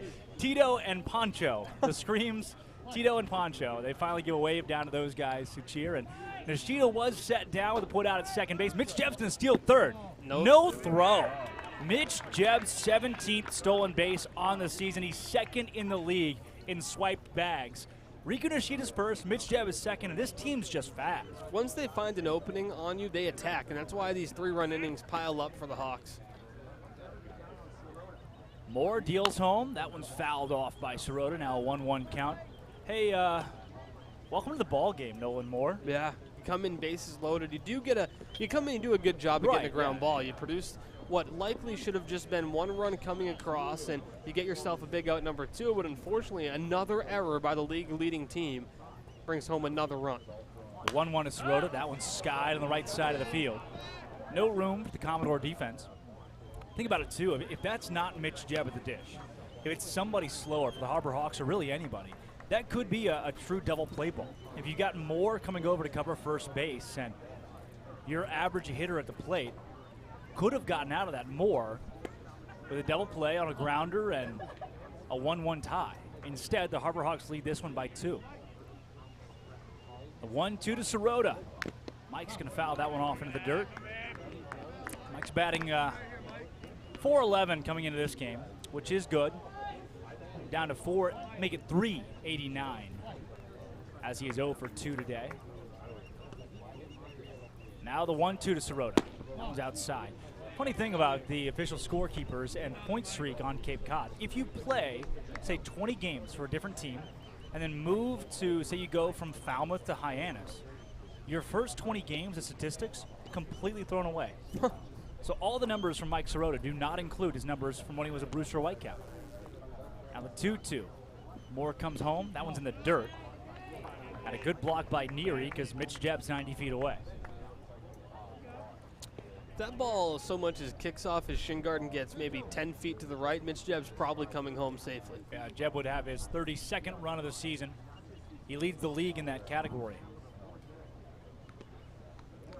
Payoff pitch to Sirota from Moore. He sends that one to the left side. It's a fair ball. It hits the base and gets into left field. Sirota's headed for second. Jebb is scored, and Mike Sirota is tagged out, but it's not going to matter. 4-1 lead for the Harbor Hawks as Sirota hit a screamer off the third base bag. Halter couldn't get to it. Borfrin throws him out at second base, but nonetheless, the Harbor Hawks score 4 in the bottom of the 4th and have a 4-1 lead when we come back on the Harbor Hawks Baseball Network. Earn a bachelor's or master's degree, complete a certificate, or take a single course through the Division of Continuing Education and Graduate Studies at Curry College. In person and online. Gronk. What up, TB? What do you think my next move should be? Give it to me straight. Maybe it's just time I hang him up. I got one word for you. Retirement. If you retire now, you're gonna be walking on soft sand in a week. Just come to Florida and feel the wind in your hair. Retirement is like winning another one. Maybe I'll even join you. On the Spotty Network, this is what Tom heard. If you retire now, you're soft and weak. Just come to Florida and win another one. Maybe I'll even join you. Just go win another one. Like it's that easy, Gronk. Maybe it is. I still feel like I have a lot to accomplish. My goal is to win one more. And Gronk's coming with me. I'm retired from retiring? Mom, where are my football pants? Don't trust big decisions to just any network. Go with T-Mobile, the GO in 5G. And I'm not soft or weak either. T-Mobile is the leader in 5G. Austin Dakuda is to my left. I'm Drake Toll, and out in front of us, that's the Harbor Hawk baseball team and Jay Driver. He's back out on the bump for the guys in white. And the first batter that he will see here with a 4-run spot in the 4th inning and a 3-run cushion overall is Drew Brutcher. First pitch to Brutcher. That one is outside for Driver, who has been good. Yeah, to say the least, huh? Literally, yeah. No, 4 innings, 2 hits, least, 1 run, 8 strikeouts for Jay Driver. A 1-0 to Brutcher. Called strike on the outside part of the plate. Brutcher came into this one hitting .259, 3 home runs. I saw one of those, by the way. Did you? I was in attendance for one of his home runs. Congratulations. Yep. That was one of the 30 home runs these guys have this season. That one's called foul, not by much. Hit on a line to Nolan Shonowell, who fielded it cleanly. Would have had an easy out, but instead the count will go to 1-2. Driver right now, 39 strikes, 23 balls. If I carry the 1 and then 2, 3, 62 pitches. Sounds about right. Okay, sweet. A 1-2 from Driver, just outside. If not the most we've seen from him, the second. Right. He hasn't gone this deep into a ball game yet. It's only his second start, but he's really been so effective, and he's gotten stronger as the game's gone on. 7 straight guys retired, and ahead 2-2. The 2-2. See ya! Jay Driver, 9 strikeouts as he sets Brutcher down. This guy, I don't know what it is, but he's got it. 6 strikeouts in a row. Falmouth literally cannot touch him right now. Holy cow. I mean, 6 strikeouts in a row this deep into the season against the top home run hitting team in the league. All right. Jay Driver, have a day. A walk, a wild pitch, and a double. That's it. That's it. A sequence of 2 batters that have put an earned run on the board, and outside of that, Jay Driver's been spotless. We've seen some really good starting pitching this year. We've seen Brody McCullough, Ty Good. This might be the best outing we've seen, most dominant outing from a starter. And in terms of the strikeout, I mean, what a job he's done tonight. The 0-1, that one's fouled off, and what if I told you that Jay Driver has a 2-strike count again? Oh, shocker, huh? Yeah, no, it doesn't happen very often. Actually, a majority of the strikeouts today have come on 2 strike counts. This season, actually. Oh, really? It's been the case. It's funny how that works. The 0-2 from Driver comes home. No, yeah, that one's just a little high and outside. Yeah, just a touch. Missed it by a bit. On a day we didn't think we were going to have baseball based on the forecast. I mean, yeah. Kind of glad we did. Had a lot of baseball. Corey Collins at the dish. He's down on the count 1-2. He watches another ball high and outside. Jay Driver's on top of the world right now. You know that guy goes to Harvard? Really? He's a pretty smart guy. Smart guy. Pretty smart guy, yeah. 2-2 to Collins. Trying to set down another. Deals home. Just outside. Driver didn't miss that one by much, and you see a little grin crawl across his face. Well, they say that typically the scouts go home after the All-Star break, but there's a pretty good contingent that are watching Jay Driver today. The 3-2 from Driver. Oh, it's a called ball. Oh, Jay Driver was just an inch or so away from his 7th strikeout in a row. Yeah, that was not a bad spot to miss in at all. And Kevin Ohm's going to come out and make a mound visit. Yeah. Not a bad spot to miss. I like the last 2 pitches he threw that at back, the backdoor slider and an inside fastball. I don't mind him at all, even though he missed. They're close enough to a lot of guys. You're going to get those calls a lot in this league. As you mentioned, Kevin Ohm comes out, makes a visit to Jay Driver, who has, to this point, had 9 strikeouts. So he's up to 29 strikeouts on this season. So the math on that, came in with 20. Yep. Half of that, boy, this is not going to make sense. Half of that he's gotten in today. I know what you're saying. You see that? He has right. achieved half of his season total entering the game in tonight's game. Holy cow. Thank you for translating, by the way. You knew where I was going with that. I did. I'm glad that you talk about leaders on the Harbor Hawk team. The leader in strikeouts coming into today was Mag Del Cotto, who was safe. 28 strikeouts. Jay Driver had 20. Just kidding. Jay Driver's the new team leader in strikeouts with 29. I can't imagine how many he'd have if he had been a permanent starter. Yeah. That one's skied out of play on the left side. It'll be a fun souvenir for a lucky fan. A fun souvenir. At the plate is 9-hole hitter. Danny Neary. Glad it's not an unfun souvenir. There are some of those. Yeah. You ever had an ice cream helmet at a Boston Red Sox game? False, right? What's not fun about those? Too small. Yeah? Yeah. Not a lot of ice cream, not a lot of helmet. I used to try to get one of those at all the ballparks I went to as a kid. Yeah. I probably have like 5 or 6, but I don't know where they are. Where are they? Yeah, that's Yeah. good. The 0-2. Hello, goodbye, Jay Driver. 10 strikeouts today, and we're not even 5 innings into this. This guy is lights out. He has every pitch in his arsenal working to perfection today. I mean, Jay Driver's not missing at all. He's hitting the mitt wherever George Corona puts it, and he is overpowering Drake. There's the last 2, 4, 7 strikeouts have all been swinging. Called strike on Alex Mooney, the 1-hole hitter. Whoa. Sunday morning, man, she woke up fighting mad. I don't know if we've ever used the when it rains it pours reference. Yeah. To a team who's at the plate. But of the last 7 outs, they've all come via strikeout, and Alex Mooney's not close. Swings at a ball in a left-handed batter's box in the dirt. Well, that's how you know they're guessing at the plate. They have no idea what's coming out of the arm of Jay Driver, and way outside, I'd go right back to it. Driver has an 0-2 count. He's ahead. On the 1-hole hitter, Alex Mooney deals it home. Wow. High and outside. That had some zip on the fastball, though. Well, Driver runs that fastball up to 96 miles an hour, as we've seen this season. I'm sure that if he really put some oomph into it, he could touch 97, 98 even. Now he's got a 1-2 count, still ahead on Mooney. With 2 down, a runner at first base. Deals home to 1-hole hitter. Good morning, good afternoon, and good night. 11 strikeouts for Jay Driver. The last 8 outs have all come via the K.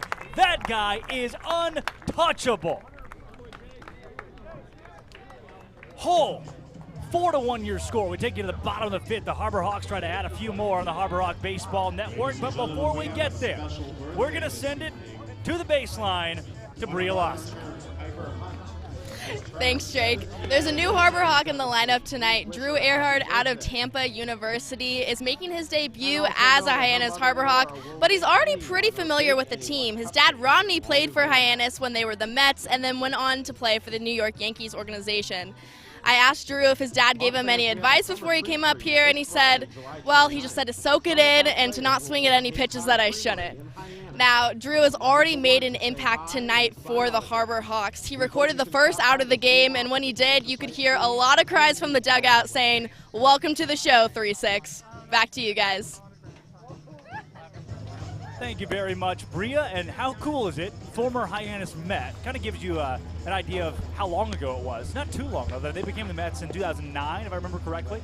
So, yeah, you don't know? Come on, you were here last year.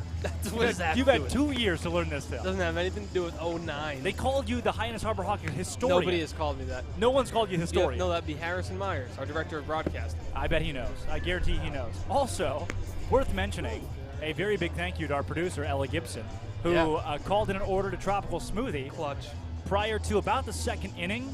Since then, Jay Driver. Oh, yeah. Jay Driver, 8 strikeouts. Don't know if you're superstitious. Post Tropical Smoothie. Remember that one time Zach Berman got a haircut? Yeah. And the Harbor Hawks never lost again. Yeah. Insane. That was quite the stretch. Speaking of that, the Harbor Hawks have won 4 of their last 4. That's 4 straight, if you will, if you're keeping up with that at home. They have also won a total of 6 in their last 7. They are the hottest team on Cape Cod. They are the best team on Cape Cod, 20-10-6. As Cole McConnell comes the dish. Not only that, I don't know if you knew this, but the Harbor Hawks won 8 games last season. They did. I was here for those 8 wins. Yeah? You saw all 8 wins. I did. No days off. You have now seen the Harbor Hawks win 28 games. Yeah. Yeah. That I have. That's big. 20 of them coming this season. Yeah, it's quite the turnaround. The last time the Cape Cod Baseball League played prior to 2021 was in 2019. The 2020 season was COVID-stricken as McConnell takes one of the dirt. So in 2019, the Harbor Hawks, get this, they won 9 games. So this year, the first time Hyannis has had double-digit wins since 2018. Better yet, they have 20 of those, 36 games into the year. As that one's skied to left field by McConnell. Drifting over, camping out, and making the catch successfully is Wolfren. Sits down McConnell and brings up Nolan Shonowell, but this year is historic for the Harbor Hawks because you have fans that waited literally 1,000 days. I mean, this is monumental for success, and not just success, but now this team is the best team on Cape Cod. It's turned this ballpark and the beauty of McKeon Park into a destination for people visiting the Cape, for fans of the Cape Cod Baseball League, because now they know when they're coming to McKeon Park, they are seeing the best team in the entire league play baseball. Yeah. Shonowell is at the plate here, and as his count set at 1-1, talked about how he took a 10-day-long hiatus earlier in the year that ended last Friday. So he's just now getting back in the full swing of things. Was able to collect a single in his first at-bat back, though. So that's always fun. Huh. What do you see? 2-1. That's called strike.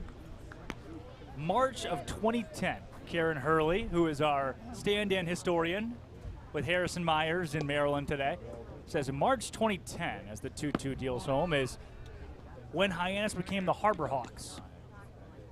All right, we were close. I was thinking March 2009. One year off. Yeah. 3-2. Shonowell sends that into center field. Pinckney comes over and makes the catch. Only had to drift over 3 or 4 feet. Retires Shonowell, and coming to the dish now is George Corona. So Harbor Hawks happened in March 2010, where most of the league had to rebrand because the Major League Baseball League of Baseball teams called and said, hey, you can't do this anymore without paying royalties. Yeah. No more Mets, no more A's. Right. Half of the league said, ha, as Corona taps out a Mooney, and we will complete said story in the bottom of the top of the 6th inning when we come back. It's a 4-1 score. The Harbor Hawks lead things on the Harbor Hawk Baseball Network.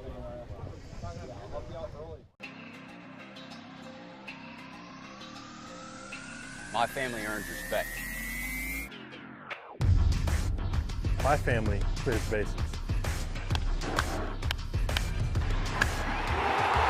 My family breaks records. My family wins MVPs.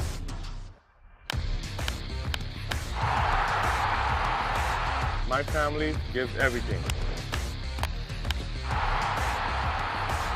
My family makes history. My family wins championships. There's no family. There's no family. There's no family. There's no family like my family. Join the fam. Join the fam.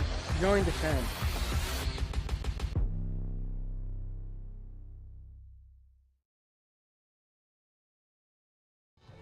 So the MLB Players Association decided that teams in the Cape Cod Baseball League had to pay royalties. They wanted to stay, have their major league names. So as you mentioned, the A's, the Athletics over at Chatham had to change theirs. They did. Hyannis Mets had to change theirs. Some teams, a la YD, said no, and then just kept their name. The Red Sox, the Bourne Braves. The Mariners. Yeah, those 3.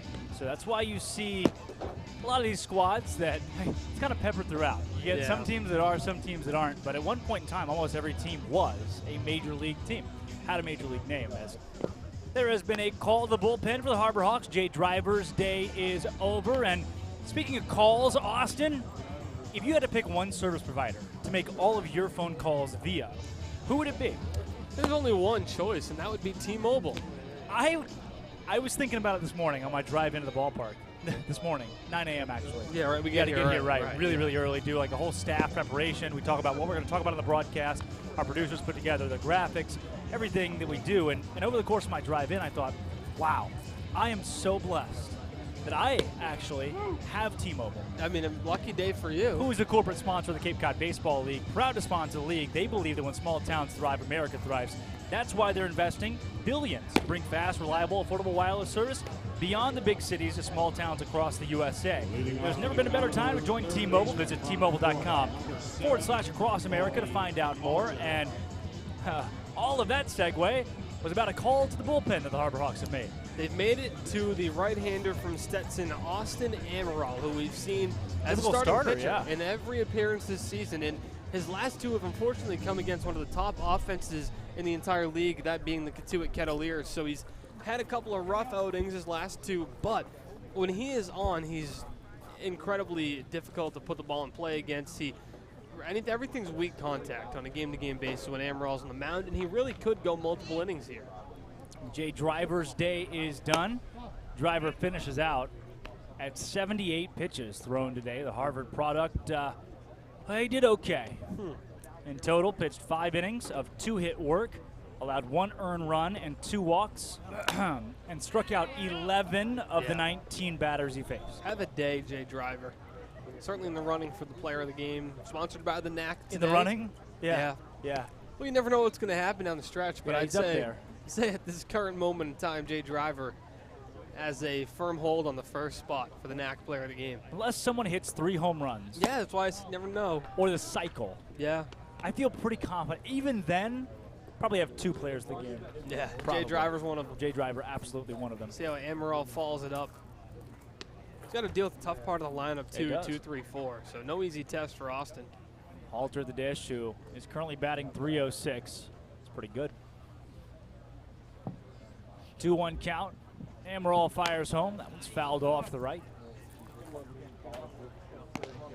Amaral working with a 3-run lead here on 3 hits for the Harbor Hawks. What if I told you the Falmouth Commodores have 2 errors right now? Well, considering they entered the game as the league leaders in that department, it would not necessarily surprise me. I'd say it's kind of low, honestly. Yeah. I was expecting a bit more. A 2-2 from Amaral. Fires home. Halter skies that one deep to right field. Sorota's at the wall, and Sorota is going to watch it go. Home run number 31 for the Falmouth Commodores this season. They lead the league in that category, and Austin Amaral, the first batter he faces, goes ER. 7th of the year for Halter, and we mentioned, Drake, the wind is just ripping through this ballpark out to right field, and if you can get a ball elevated like that, it'll just carry its way right out into the trees, and that's what happened there. Halter crushed it on a pitch Amaral left over the plate, and he just did not miss that baseball. So stepping to the plate for the Falmouth Commodores following the home run that pulls those guys within 2. Well, that was a good bounce back. Is Borfin. Borfin out of the University of Arkansas. Jacob is 0 for 2 today. On his year, is batting .259. Pretty young year, though. For example, came in batting .280. And that has dropped to .259 via 0 for 2 today, just because his at-bat count is so low. Has a homer and 5 RBI. Watches that one inside, and he's ahead in the count 2-1. Borfin from Oklahoma City, went to Westmore High School. Started his career at Oklahoma.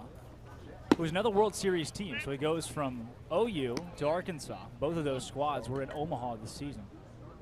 It's neat to see how the Falmouth Commodore lineup has come together with guys who played in Omaha. And that's so much talent. It's a big portion, or a big part of why their roster looks so different, as Borfin misses badly the off-speed. Something you really can't plan for when you put these rosters together during September to January, Drake, when they're all finalized, is okay, I have these guys coming in from, ooh, that one missed. Amaral just misses, not by much, to Borfin, who heads off to first base. Well, when you put your roster together, you have guys from, dozens of different schools, and you don't know when you're constructing it that your 4, 5, 6 hitters are going to be playing in the College World Series. So it ends up leaving you with a pretty big hole in your lineup, which is what happened with Falmouth. They didn't realize, or couldn't really plan for it, that they wouldn't have Borfin or Stovall until deeper into the season. Right. Andrew Pinckney comes the dish. Pinckney out of Alabama. batting .247. So we've talked earlier about how .260 in this league will get you on the top half of the Cape Cod Baseball League. A good example is that Pinckney, who's batting .247, was the starting center fielder in the All-Star. Exactly, and it's an average number to hit around .260 to hover around that zone because it's such a pitcher's league with the wood bats and the elite level of the arms. Pinckney shows bunt, and he's going to foul it off into the glove of George Corona.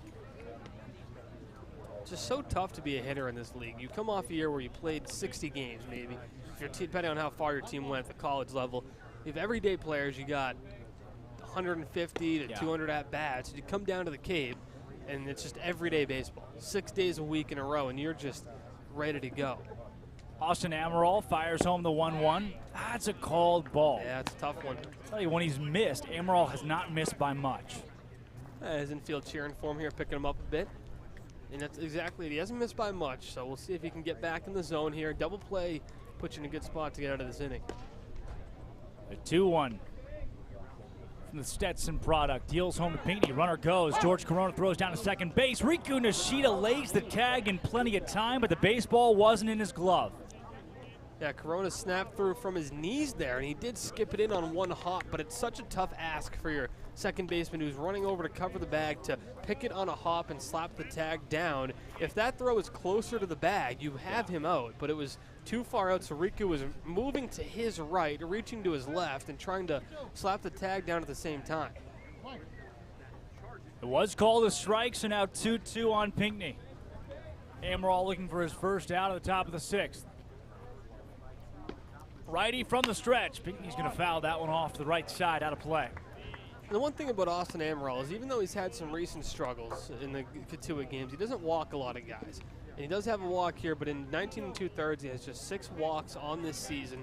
Yeah. It's been the hits. He's left the ball up, and the long balls come back to bite him, and that's what's happened so far in this game against Falmouth, the solo shot by Colby Halter. Now 2-2 to Pinckney. Amaral needing it out with the runner in scoring position, fires home. That one's tabbed right at Mitch Jebb at shortstop. Jebb fires across the diamond and not in time, gets away from Shonowell. That's going to advance Pinckney to second base easily. Going to send Borfin to third base as well, and now 2 in scoring position with nobody down here. And that's pretty squarely on Mitch Jebb at short. He struggled to get the ball out of his glove for number 1, and Pinckney runs well, so he was really getting it down the line. But if you're going to take that long, and it is going to be ruled a hit and an error, because it looked like Jebb just couldn't get out of the glove, and by the time he did, Pinckney was just about at the bag anyway, and the throw was so far offline that it gets away, so the hit and the error, and the Hawks are in a dangerous spot now. So the go-ahead run comes to the plate via Peyton Stovall. Stovall, another Arkansas product. You get Halter from Florida, Borfin from Arkansas, Pinckney, Alabama, Stovall from Arkansas. 4 guys out of the SEC that bat in the 2 through 5 holes as he tags the first pitch he sees from Amaral, foul off to his right. Not to mention Mooney in the 1 spot out of Duke, Walsh in the 6th spot out of Oregon.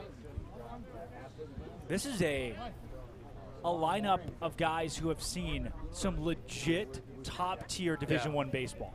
They're battle-tested, all of them. Yeah. And that's what makes this Falmouth lineup so dangerous. 0-1 from Amaral. Stovall swings and forgets his shoes. Now 0-2. Amaral again looking for his first out here in the top of the 6th inning. He's thrown 19 pitches. Has seen 1 run come across via a homer. Oh my goodness! Austin Amaral puts that ball right in the middle of the strike zone. Cannot get the call.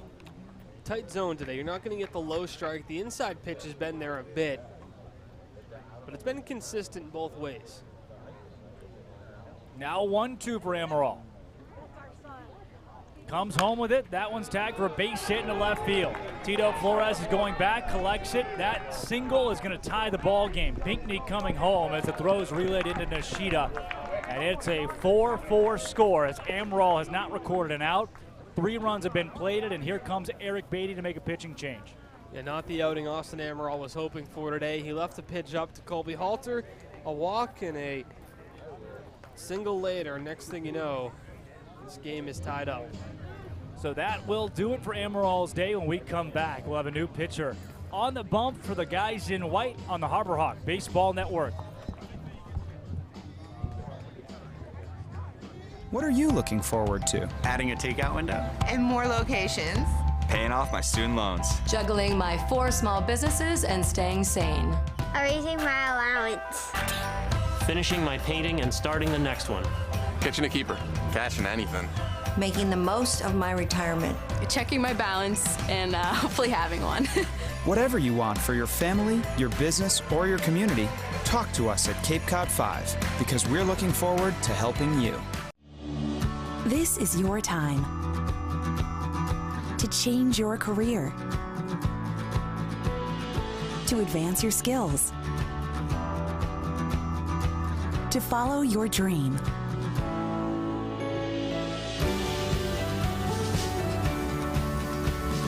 Curry College Continuing and Graduate Studies. Tomorrow is coming. Be ready.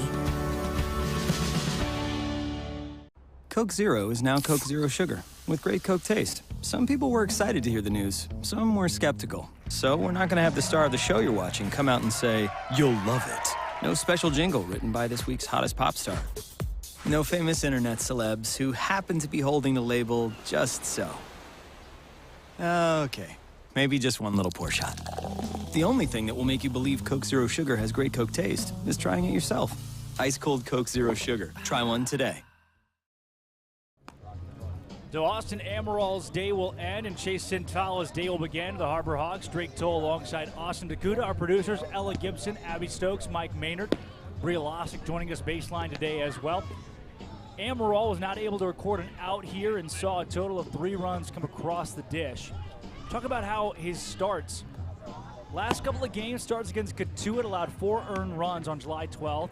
3 earned runs on July 19th. You try to bring him in a relief role, change things up for him a bit, get him back into a groove, and just struggled in today's game.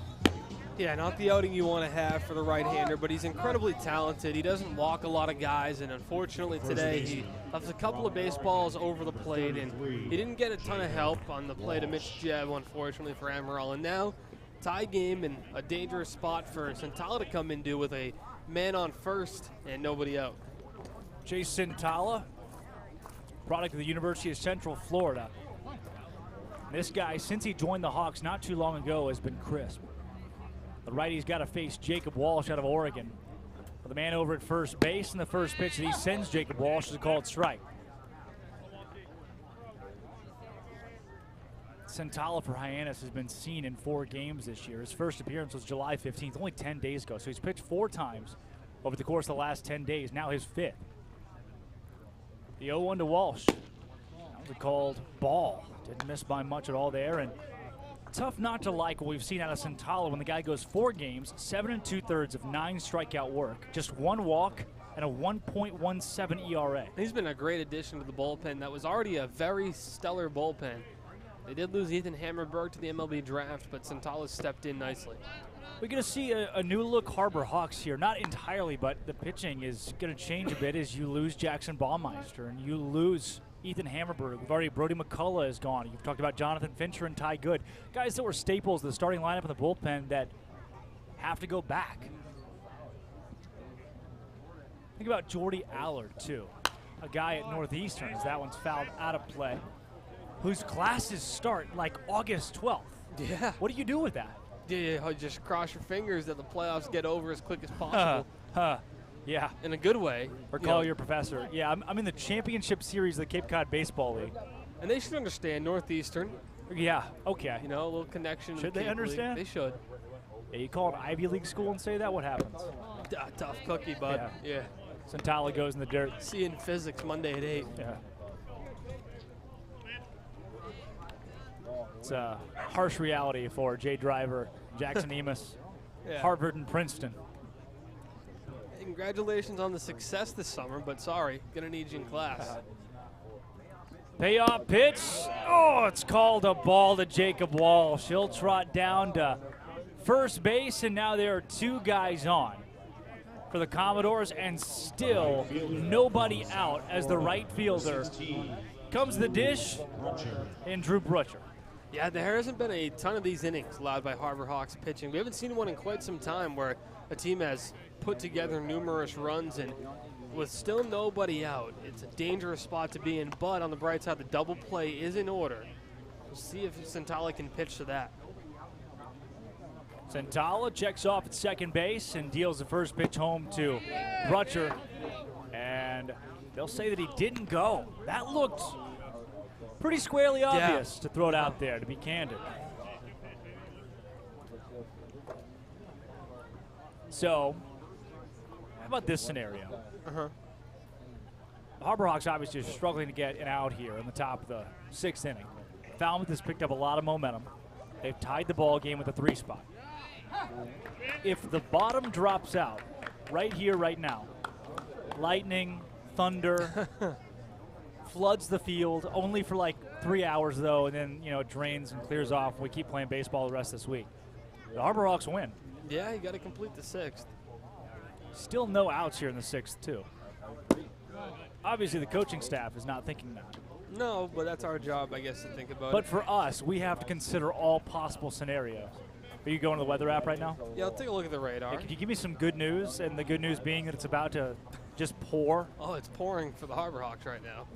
Sunday morning, man. She woke up fighting mad. 2-1 from Santala.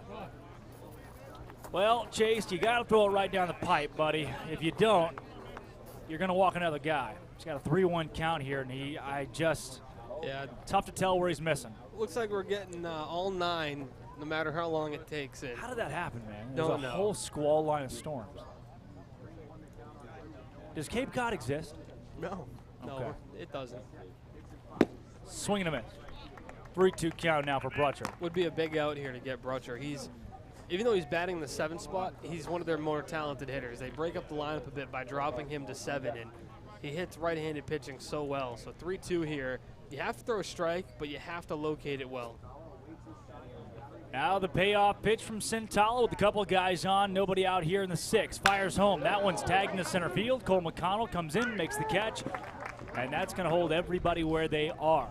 Pretty easy play for Cole in the first out of the top of the 6th is finally recorded. That's a big out, and like you said, Drake, it keeps the base runners where they are at 1st and 2nd. The double play is still in order.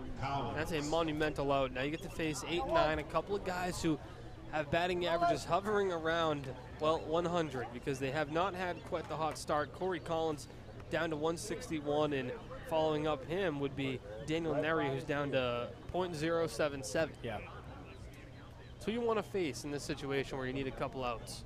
Collins is 1 for 1 today and steps the plate here. Also has a walk to his name. So he's yet to be put out by the Harbor Hawks, and he taps one foul just behind him. And Santala gets ahead in the count 0-1. If Chase Santala can work his way out of this, still tied. Doesn't feel that way, though. Feels like Falmouth has collected a lot of momentum by coming in, putting up 3 runs with nobody out, and then putting 2 guys on with nobody out at that. So it makes the Commodores so tough. They're never out of a ball game, and that's why 4 of the 5 games between these 2 teams this year have been 1-run ball games. Santala. On the right side in the stretch, comes home with it. And there's a called strike. When's the last time we saw a called strike? Been a little while. Probably when Jay Driver was in the game. That's not an exaggeration. No. It's now 0-2 for Santala. In a situation like this, I don't think you go high and outside. I mean, you're coming right at the guy. Get out of this as fast as possible. Now Santala deals the 0-2 to Corey Collins, trying to set down the 8-hole hitter, and there is nothing you can do with that. There is nothing you can do with that. You see the coaching staff, too. Yeah, you can't really throw a better pitch than that on 0-2. Wow. On a 2-strike count at that. That was tagged right back up the middle. It's going to take a bad hop, getting to center field. Cole McConnell fumbles the baseball, fires at home. The Falmouth Commodores lead. Cut off by Nolan Shonowell. That ball hit a lip on the infield, flew into center field. Cole McConnell couldn't corral it quickly enough.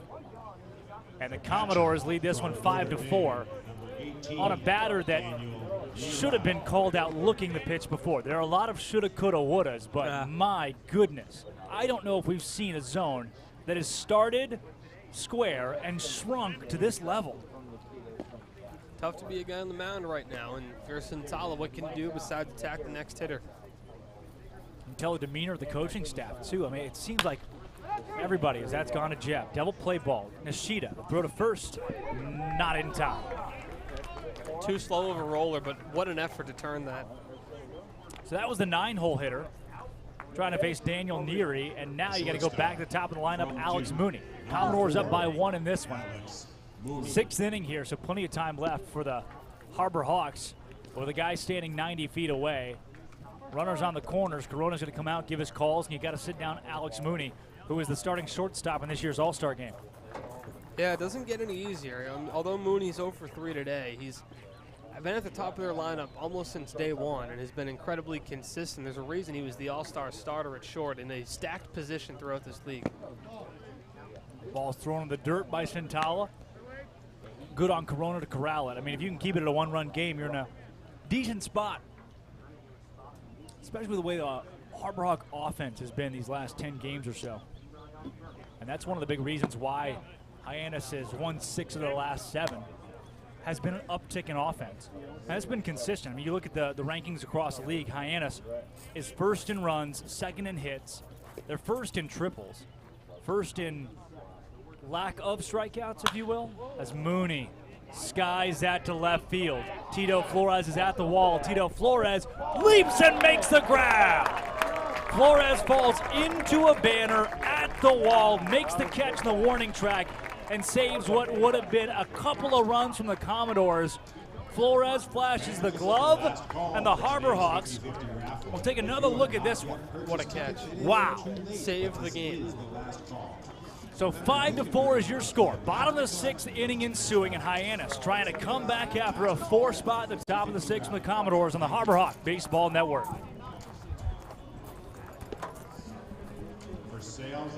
With Hood Milk, you can trust your family is getting high-quality milk in every nutritious and delicious drop.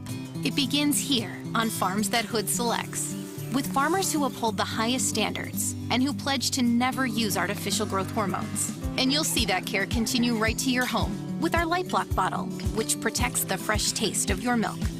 At Hood, we never stop caring about our milk because you never stop caring about your family.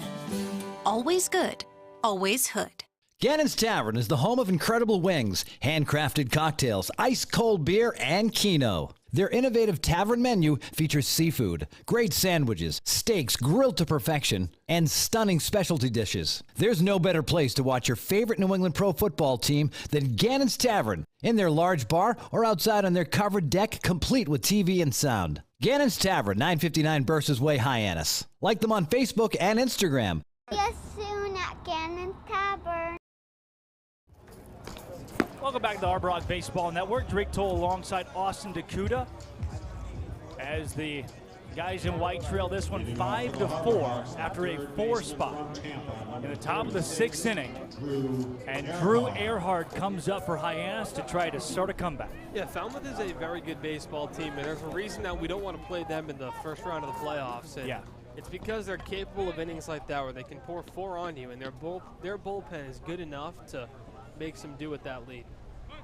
Erhardt shows bunt, pulls back on a called ball. It's weird to say, but at this point in the West, if there's a team that you want to see that's going to make the playoffs, it's probably Katuitt. Yeah, the Hawks have played them really well the last couple of times against the Kettleers, and unfortunately for Katuitt, they've lost a good deal of their players that were on the opening day roster to the draft or to innings limits. So they're, I don't want to say the weakest team in the division heading into the playoffs, but I'd say they're the most vulnerable.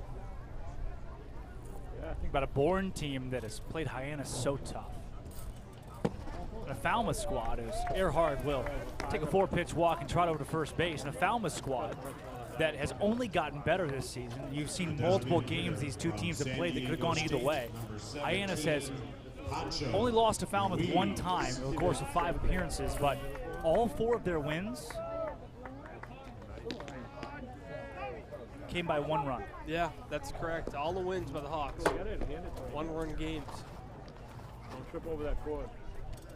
Don't really want to see that in the playoffs. Poncho Ruiz at the dish now. Skies 1 to right field. Brutcher's there. Brutcher makes the catch. 1 pitch and 1 out for Ruiz. That'll bring up Tito Flores to the dish now, following Ruiz in the lineup. And Flores batting average out of the 8-hole now at 242. Left fielder from Michigan. But certainly 34, Tito. Not bad in that Pinckney's right there, you know? I mean, you got a couple of guys in the Falmouth side that were starters in the All-Star game, and Flores himself was in the All-Star game, who at the 240 to 260 batting average, around that mark, are fine. He's got Erhardt over at first base. Erhardt only had a handful of stolen bases at Tampa this season. Not elite speed, but enough to get by, as Flores takes strike 1.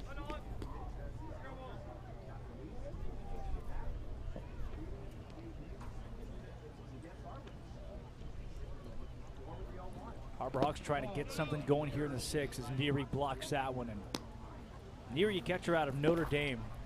We've already mentioned the big games he's played in.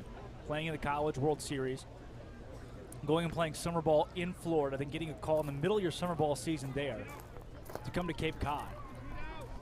Those are the guys who are the most battle tested. Especially at the catcher spot. I mean, Flores grounds out, fair ball. Throw to second base, gets into right field.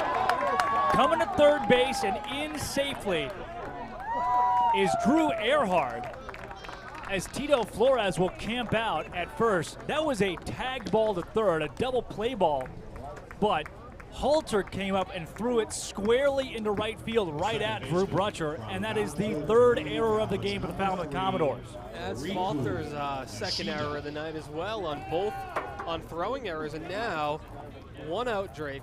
Runners on the corners, you're down a run. If there was ever a situation to do the bunt, I would say now is the time for Riku Nishida to drop one of those classic Riku bunts. Erhardt has decent speed at third base. The squeeze play is right there in front of you. You got to do it. And Walsh is holding him on at first.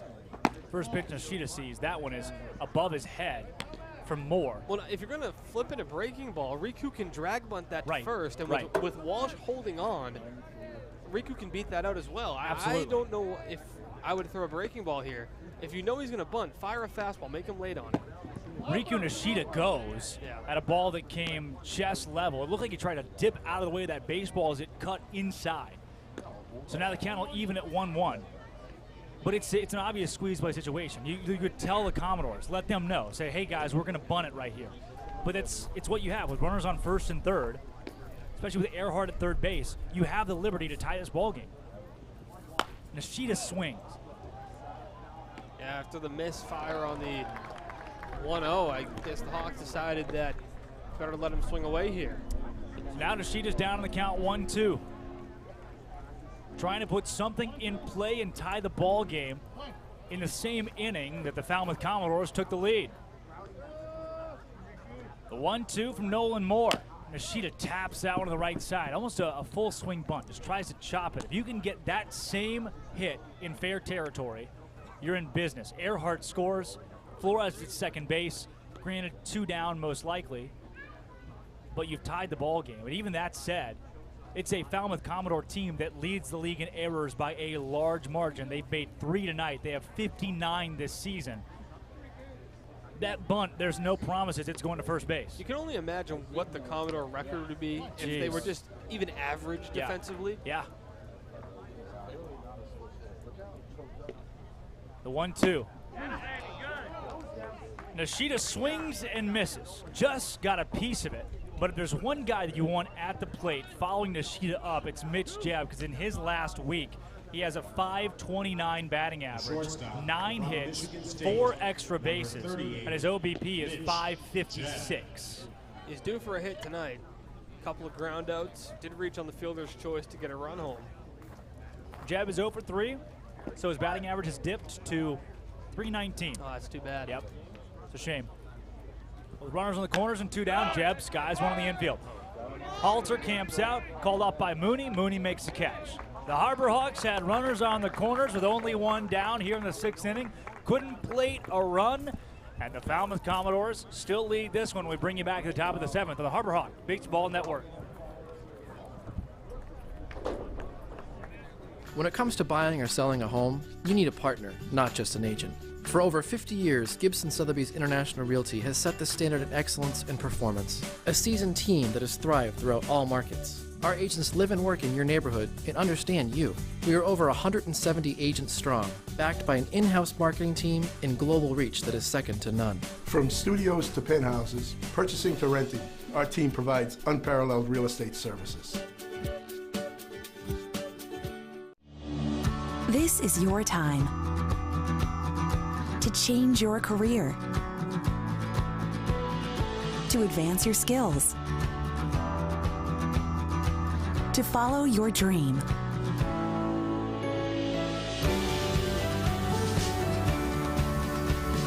Curry College Continuing and Graduate Studies.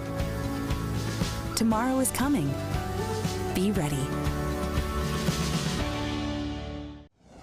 I'm defeated, feel mistreated. I'm so angry, I'm singing a song. 'Cause I'm paying so much for home internet, and that's just wrong. I've got T-Mobile home internet. I feel happy. Great. Very happy. Good for you. Look how much money I'm saving right now. Wait, really? There's no hidden fees, no price hikes, one cord. Bro, wow. Internet without BS.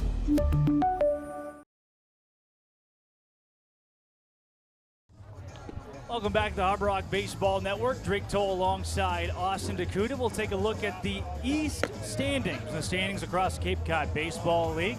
YD with a pretty square lead over Brewster, Harwich, Orleans, and Chatham. YD 19, 10, and 7 right now. Brewster, way behind them. Look at the West as well, as there's a familiar face at number 1, the Hyannis Harbor Hawks, 20, 10, and 6. First team to clinch a playoff berth, and the first team with 20 wins. Katuitt a game and a half behind him. Bourne follows up. Katuitt is a Falmouth team that is 4th in the West, but still red hot, and Wareham has not won a game in well over a week and a half. It's been tough going for the guys over the bridge and the Wareham Gatemen. They started off slow in terms of production and it hasn't gotten easier. That one is hit squarely into the gap and will be at least a single. Trying to stretch it out to second. Nishita's tag, not in time. Colby Halter has a double and has stretched his day to 2 for 3. Yeah, Halter's just got a ton of speed, and that's his second double of the night to go along with a home run. Nice throw by McConnell to even make it close. Going to the plate is Jace Borfin at the University of Arkansas. Borfin's spring was fantastic for the U of A. You ever watch him down there? Yes. Do you know I'm an Arkansas fan? I heard. He sends one into center field. McConnell going back. McConnell going to watch it bounce the warning track. Collect it off the wall, dial it in, hits his cutoff man Jeb, but that is going to easily score. Halter, and just like that, 2 doubles in a row have doubled the lead for the Commodores. Center fielder. It's too bad that the Commodores have scored 5 in the last 2 innings because it overshadows what a dominant starting pitching outing by Jay Driver. On a night he allowed 1 run across 5 innings and struck out 11. Unfortunately, he gives way with a 3-run lead, mind you, to a bullpen that's been rock solid all year, and they just haven't been able to protect the lead for Jay and the Harbor Hawks. Andrew Pinckney comes the dish now with Borfin standing on second. Jason Tawa still on the bump. Sends one to the dirt. Not too much action going on in the Harbor Hawk bullpen either. 8 hits tonight for Falmouth. 3 hits for the Harbor Hawks, and Hyannis is still within 2. Pinckney, the center fielder out of Alabama, came in with 4 home runs and 15 RBIs. He bounces that one off.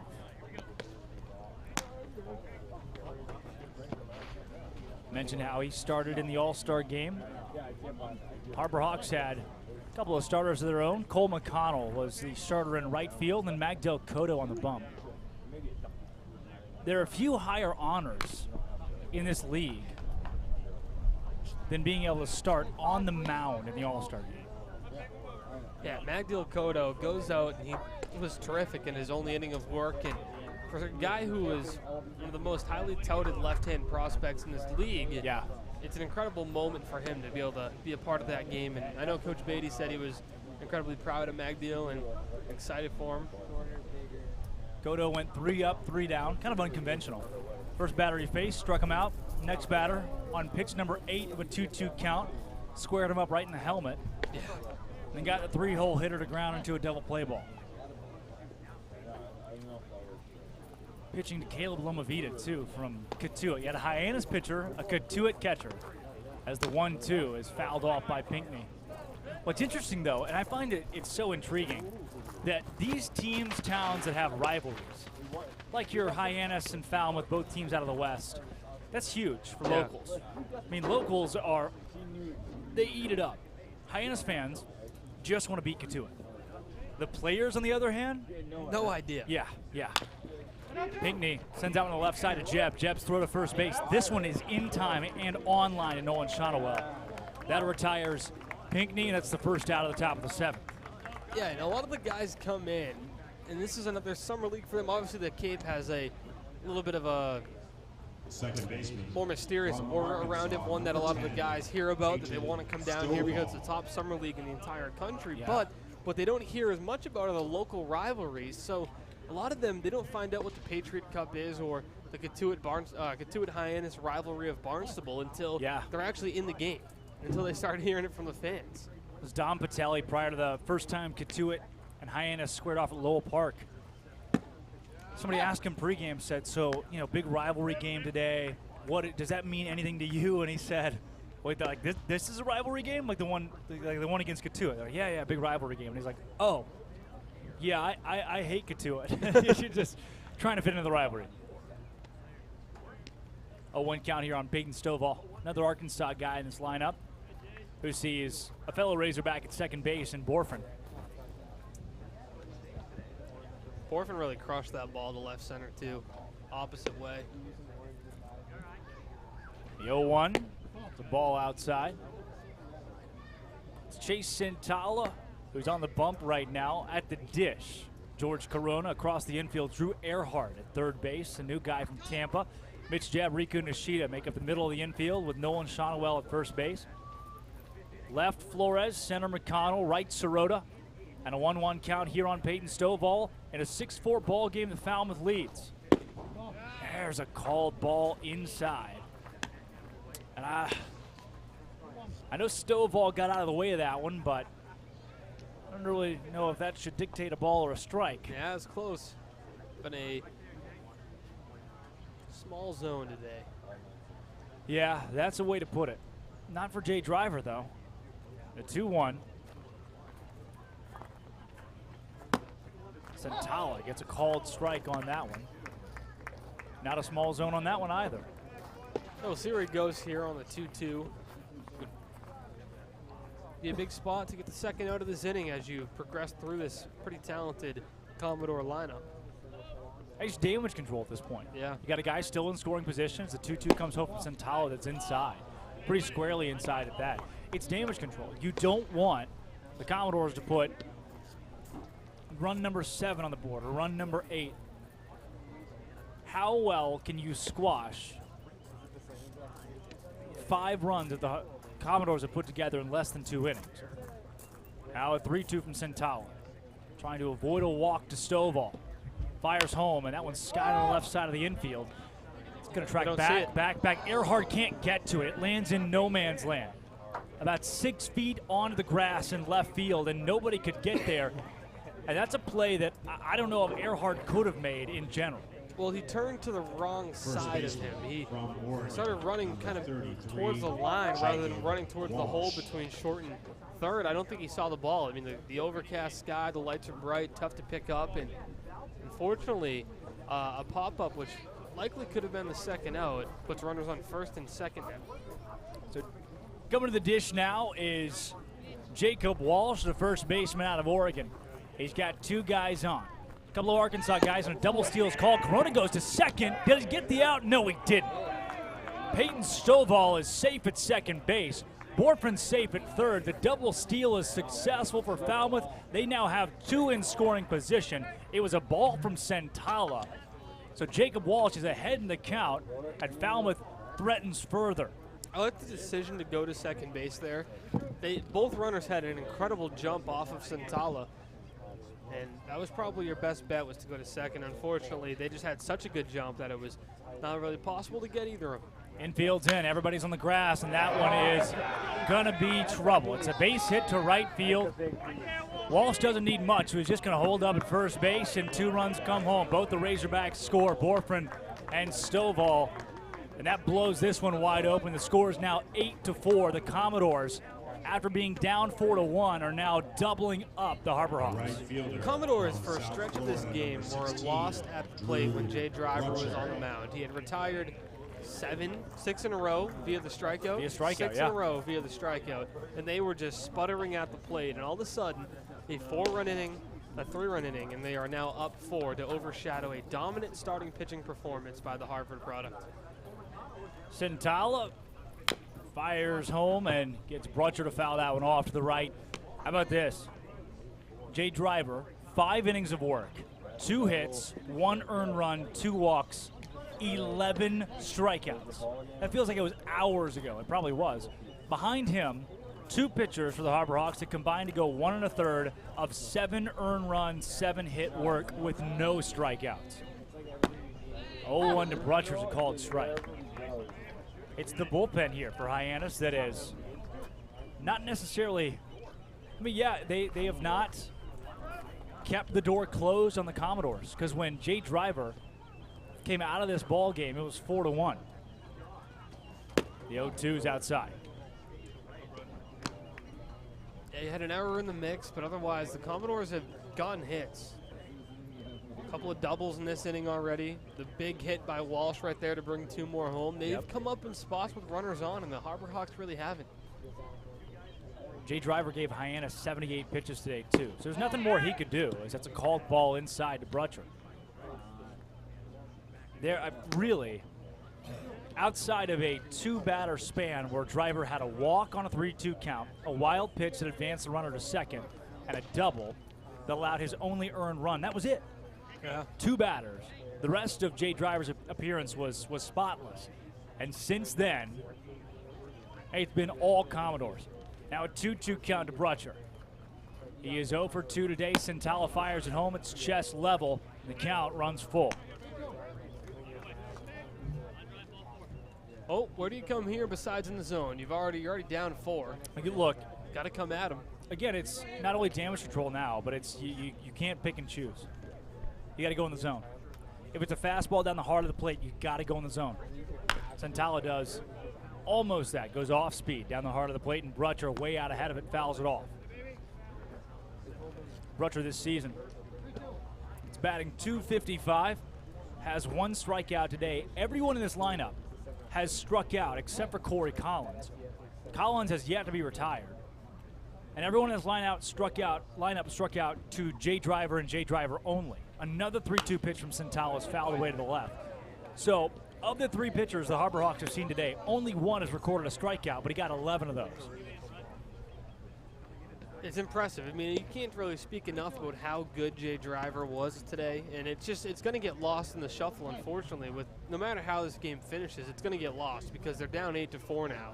But it should be celebrated as what a dominant night it was on the mound for Jay Driver. Another payoff pitch, called a ball inside. Brutcher's going to trot down to first base, and Eric Beatty takes a long walk out of the first base dugout, eyes over to the umpire and home plate, motions to chase Sintala, and the day is done for Sintala. He throws in total 43 pitches, 24 for strikes, 19 for balls. Sintala exits this ball game having allowed 5 hits in 1 1/3 to go along with 3 earned runs, 2 walks, no strikeouts, and he's got runners on first and second with his name tabbed to him. The Harbor Hawks going to the bullpen. We'll tell you who they're bringing out when we come back on the Harbor Hawks Baseball Network. When you need a better place to work, CapeSpace is the place to turn. In today's changing work environment, shared workspaces offer a flexible and affordable alternative to conventional office space. At CapeSpace, we offer a wide range of membership packages to suit your professional needs, complete with office amenities like high-speed Wi-Fi, coffee, printing stations, reception service, and private meeting rooms. Visit our website today to learn more. UFOs Active Recovery. Because life keeps you on your toes. because you want to shine when you rise. UFOam technology absorbs impact with every step, so your body doesn't have to, because standing still gets you nowhere. Get yours today at ufos.com. Feel better. Feel the U. Welcome back to the Harbor Hawk Baseball Network, and a new pitcher has come to the bump for the Hyannis Harbor Hawks, who trail this one 8-4 after a 3-run top of the 7th inning here that is still not over. The Falmouth Commodores have runners on first and second, with only one down and a new pitcher in today's ball game. There's been a shakeup across the Hyannis roster as new guys come in and out of this team, and here we see yet another new guy and a new arm that comes to the mound for Hyannis. The aforementioned pitching changes with Jackson Baumeister leaving Cape Cod, and then Ethan Hammerberg being drafted, have thrown the Harbor Hawks for a loop, and Austin brought in another new arm. That they have. There's been a couple of recent activations for the Harbor Hawks today. There's a couple of guys going in and out. Now they're bringing the left-hander, Ryan Steinhauser from Dayton. There was a trio of activations. Ryan Steinhauser, the lefty from Dayton, who takes the mound here. Holland Towns as well, and Braden Nelson, 3 pitchers. Wow. So these guys all just got numbers. Ryan Steinhauser steps up, and the lefty checks off the runner at second, deals home, and deals home a strike with a fastball. Correction, now pitching number 28, Ryan Steinhauser. So welcome to Cape Cod, 3 new arms, Steinhauser being one of them.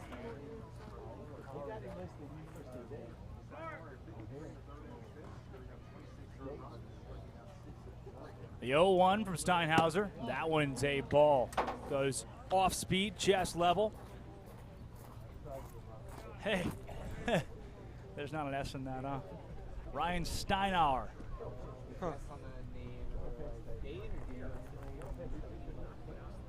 Steinhauer deals home the 1-1 to Corey Collins, who is 2 for 2 today. Sees an off-speed called strike. That one is right at the numbers. Pretty low numbers on the jersey today, though, for the Falmouth Commodores. And Steinhauer has a called strike and ahead in the count, 1-2. Yeah, Steinhauer, 53 in the third innings pitched to Dayton, 63 punch-outs. That's one of his strengths. Didn't allow a ton of hits, just 42 in that time, but the walks were a bit high at 25. Yeah. The 1-2 from Steinhauer will have to wait as time is called. Pitched originally for Saginaw Valley State, had a .75 ERA in 12 innings there, transferred up to Dayton after playing a summer at North Shore last summer in the NECBL. The 1-2 from Steinhauer. That one is cracked into right field. Making the catch is Mike Sirota, who deals it in. But coming around to third base and advancing is Jacob Walsh, so runners will be on the corners with 2 down. Solid contact from Collins, but he's retired for the first time today, and Steinhauer is dealing with the 8 and the 9-hole hitters here in the lineup. Now he gets the 9 spot, Danny Neary. Yeah, he's got to get the out here. You don't want to go back to the top of the order and face Alex Mooney. And this situation is a lefty-lefty once again for Steinhauer, so it really needs to come through here for the Hawks and put an end to this top of the 7th.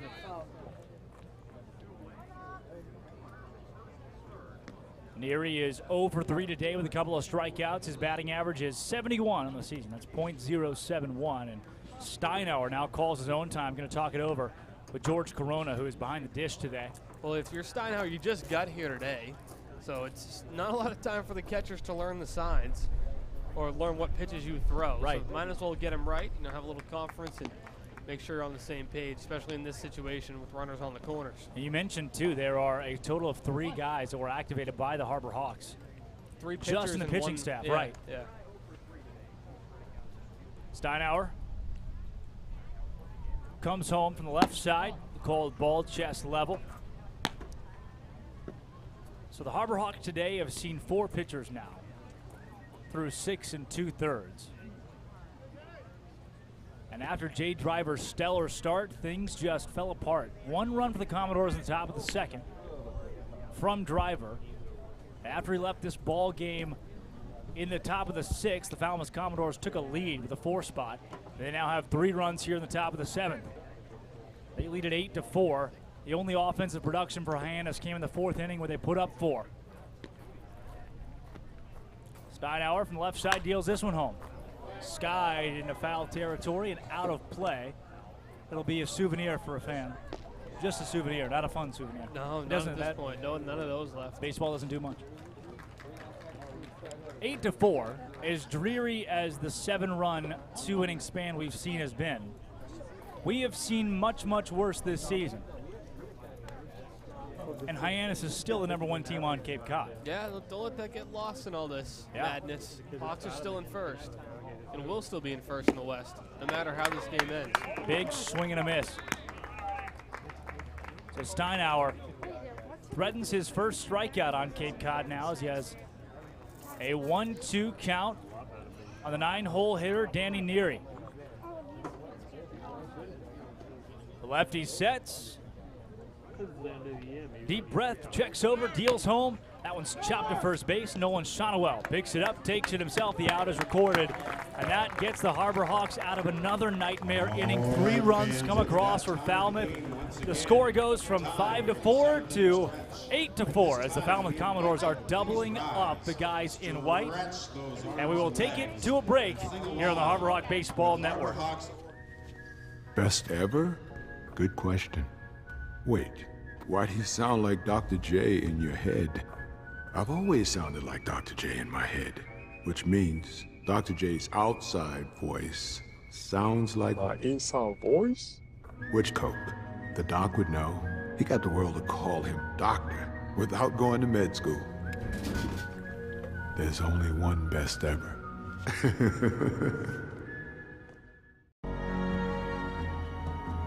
If you live here, fun is your thing. If you live here, tough is your thing. Smart is your thing. Caring is your thing. If you live in Massachusetts, community is your thing. Since 1972, the Massachusetts State Lottery has provided over $25 billion to help cities and towns with the things they need most. If you live here, giving is your thing. When Alaska Airlines needed a partner for the complex operations of travel, they made the switch to T-Mobile. Our 5G has Alaska Airlines and their customers covered, from major hubs to remote destinations, with 5G coverage ready now for the demands of today and the future. T-Mobile's network powers Alaska Airlines as they deliver next-level care for all customers. 5G ready now. That's how unconventional thinking is better for business. Happy 7th inning and welcome to a dark booth for What Is in the Box. Austin, every catcher needs their gear.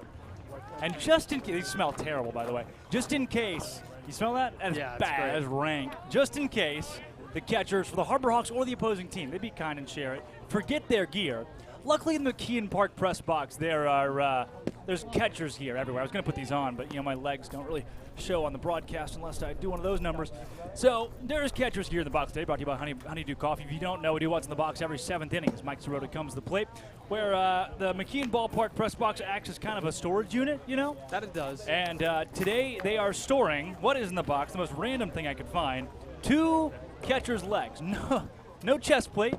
No mask either. Hope you brought your own helmet. Just the legs. So if you're a bullpen catcher or whatever, or if you're out there and you're looking to buy, I'll sell them to you. How much trouble could I get in for that? Is that fraud? I don't know. If I sold the catcher's legs at McKeon Ballpark?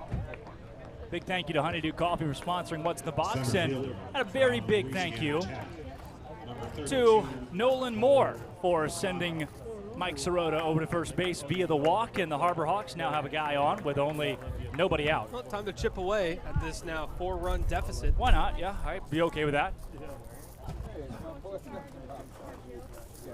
Part of the lineup you want up to begin that. Yeah, 2, 3, 4. As McConnell fouls that one right back. How about Moore? Since Nolan Moore has come into this game, he's done 2 2/3. And Moore right now has just one earned run. He has walked a couple, but just one earned run on one hit. Falmouth has also given up 3 errors today. Abnormally low for those guys. They have 59 this season. Point streak only says 58. But according to the Falmouth statistical experts, point streak somehow has shorted them errors, as that one is down for a base hit, and an extra base hit for Cole McConnell. It's to the wall, and Mike Sirota comes around from first base. They're going to wave him on home, and there's no throw. The cutoff man was stationed at second base. It goes to Mooney, and Mike Sirota is able to waltz on home and dance his way to the dugout after a stand-up double from Cole McConnell. Great piece of hitting by Cole McConnell to turn on it and bring it down the line, but I just not sure at all why that cutoff throw from right field went to second base. I don't know if they were just assuming Sirota was going to pull in at third, but as soon as Coach Beatty saw the way the Commodores lined up their infield to throw it a second, he was waving Sirota home, and he could have walked home at that point. So there's an okay way to start the bottom of the 7th inning here, as Nolan Shonowell comes to the plate and fouls that one off to the left. And Cole McConnell has a double, a guy that coming into today was 17th in the league in batting average, 7th in RBI with 18, so he's going to add another one to that. It's a big run. The Commodores had scored 7 unanswered runs. Yeah. So not a bad way to hopefully turn the momentum and get back into this game. Shonowell watches one of the dirt. Cole McConnell's got a lot of speed at second base as well. He does. 8 stolen bases this season, so can't imagine he would steal third in this scenario, but at the same time, it's there if he can get a good jump on the pitcher. I mean, on a single, you know, he's got an opportunity to stretch to home. It's a 1-1 count on Shonowell. Nolan taps that one foul. We've only seen him display the power one time this season, but it may have been the longest home run we've seen from a Harbor Hawk. It was over everything, the scoreboard, the trees. The Harbor. Yeah. The Hawks. Thing landed on Nantucket. Is that or is that Martha's Vineyard? Don't know. Never been to Martha's Vineyard. Have you not? I've been to Nantucket, though. Okay. I recommend going to Martha's Vineyard. Really nice place. Oh, thank you. 1-2. Swing and a miss. They have the world's oldest carousel on Martha's Vineyard. Did you go on it? No. No. No. They refurbished it a bit, obviously. So that means you couldn't take a ride on it? You can, actually. You can take a ride on it. I just didn't feel like spending $15 to ride a 1800s carousel, as there might just be a pitching change here for the Commodores. Likely what's going to happen. Yeah. They don't send their head coach out to the mound. No, they don't. They left Moore in there to face the left-hander Shonowell, and now they're going to, with a right-hander in Corona coming to the plate, they will bring in a right-handed pitcher. So that will do it for Nolan's day. Nolan Moore comes out having allowed just a couple of earned runs to the Harbor Hawks, while his offense put up 7 runs over the course of 2 innings, and the Commodores still lead this one 8-5, but Hyannis has a runner in scoring position. George Corona and Drew Erhardt due up with just 1 down. When we come back on the Harbor Hawks Baseball Network. Diet Coke? Who are you, my mom? You should be so lucky, because you know what moms do? Well, I suppose we should start with the whole giving you life thing. It seems like that should be enough. No? Okay. What about her ability to send shockwaves through the neighborhood without saying a word?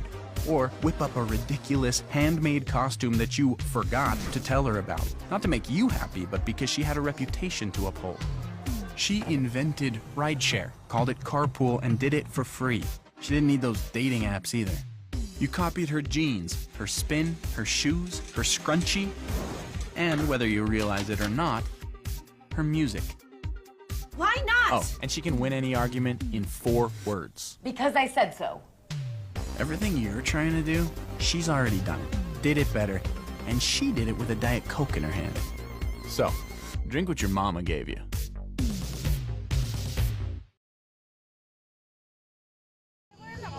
Welcome back to the Harbor Hawk Baseball Network. Hyannis threatening a couple more. Cole McConnell stands over at second base.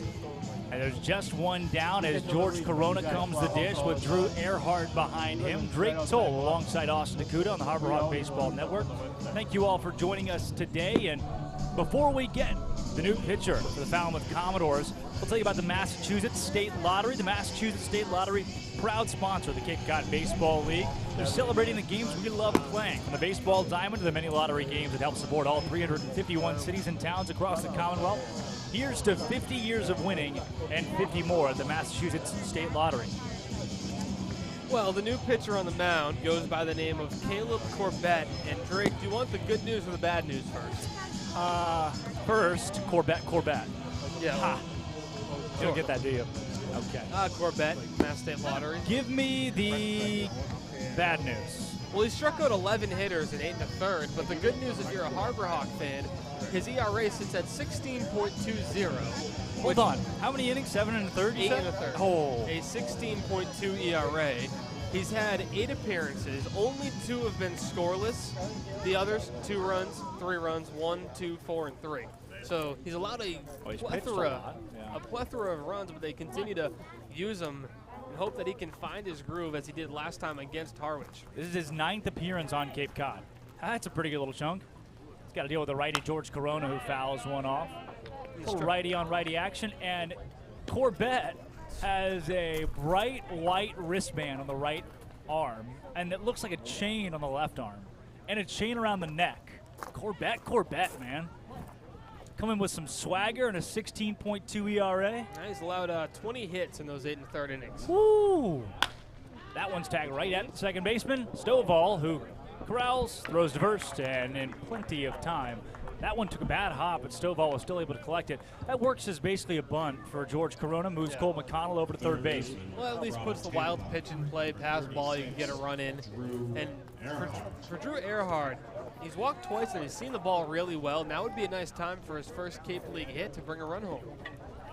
Erhardt steps to the dish. Out of Tampa. And watches strike one, low in the zone. Erhardt is 0 for 1 today with 2 walks, so your OBP's doing just fine. The 0-1 to Erhardt. There's another called strike from Corbett. Well, Corbett has come out of the bullpen and looked just fine. Thank you for telling me he had a 16.2 ERA. That really aided things here. It's gone down now since the last out. Yeah. Not by too much, though. He's had plenty of innings. That one's skied to center field. I don't know if it'll be deep enough to get the gap. It will not. Pinckney's going to come over and make the grab fairly easily, and that will retire the Harbor Hawks in the bottom of the 7th. They put a run on the board, but they strand Cole McConnell 90 feet away. And the Falmouth Commodores still lead this one 8-5 when we come back on the Harbor Hawk Baseball Network. When Alaska Airlines needed a partner for the complex operations of travel, they made the switch to T-Mobile. Our 5G has Alaska Airlines and their customers covered, from major hubs to remote destinations, with 5G coverage ready now for the demands of today and the future. T-Mobile's network powers Alaska Airlines as they deliver next-level care for all customers. 5G ready now. That's how unconventional thinking is better for business. This BBB seal is a badge of honor. It's a sign that this is a business you can trust. Hi. Oh, this is amazing. Each year, millions of people see the BBB seal on a door or a window or a website and breathe a little easier.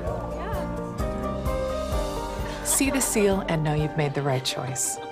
Find a business you can trust. Ask BBB.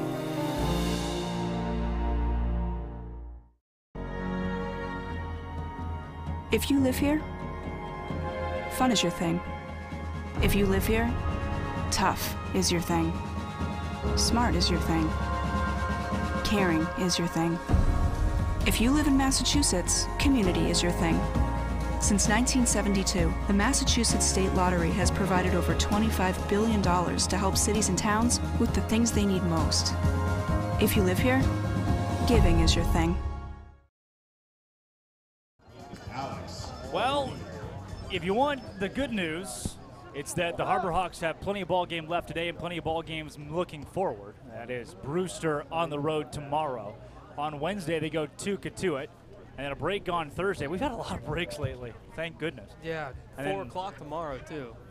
Not much of a break. Well, they don't have lights, so Yeah, it's kind of what you got to do. And then Katuitt comes to Hyannis on Friday. So those are the next 3. Brewster, Katuitt, and Katuitt.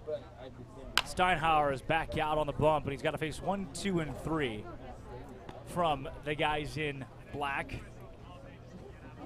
How about the Falmouth Commodore away jerseys today? I don't mind them. I think I like it. Yeah, I think I do. like it. It's yeah. a different look. It is. Black top and maroon socks, though, feels a little funky. The 0-1 Mooney doesn't come close to that baseball. Steinhauer looking for his first strikeout on Cape Cod and looking for the first strikeout since Jay Driver was in the game 2 pitchers ago. Wow, isn't that a tidbit, huh? Yeah.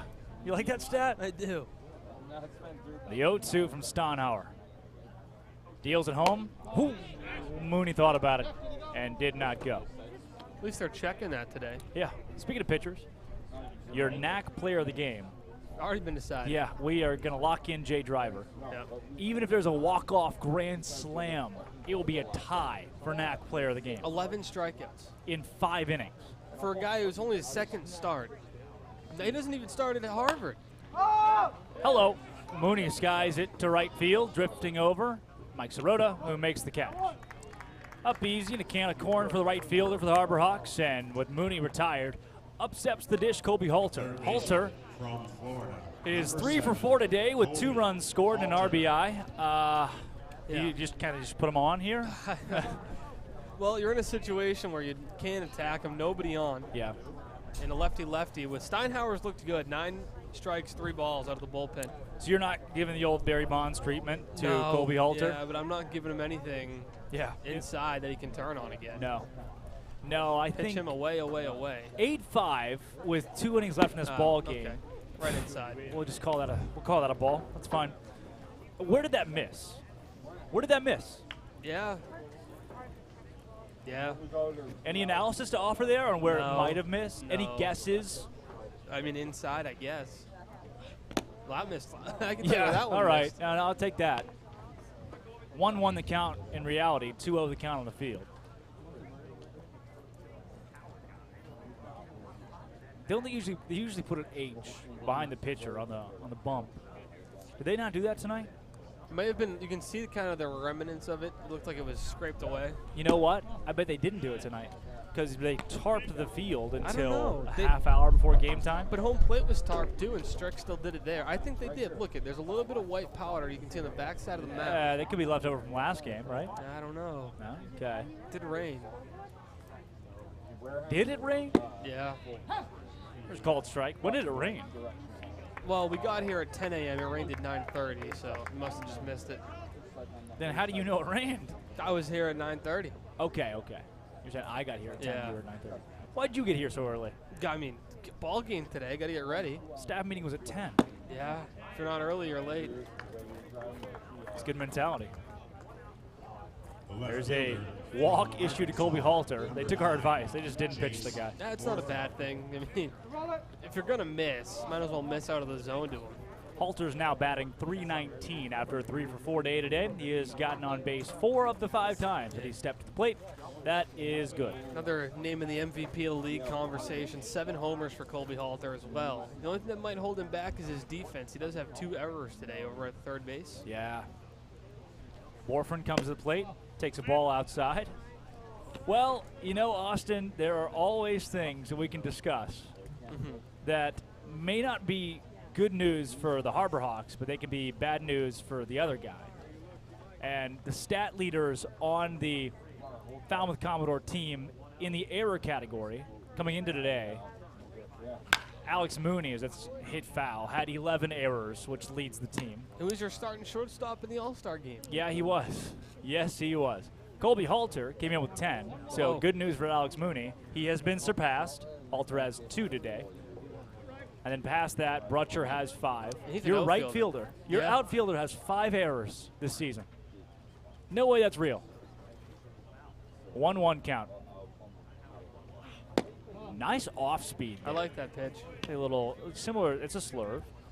You got to start it a little bit more over the plate to try to get a swing on. Yeah, yeah. But not a bad pitch. Good movement on it. And he's been good since coming out of the bullpen. I like him. I think I like him. Now 2-1. Steinauer facing Borfin. Runner goes. Corona's throw to second. That was definitely a strike, not called. The runner at second is called safe. There's just, I think they said that pitch missed. Yeah, and the throw by Corona again, a couple of throws he's made have been quick enough because he's just kind of thrown from the crouch, but he's skipping it in, and it's not accurate enough to give these guys a chance to put the tag on. No.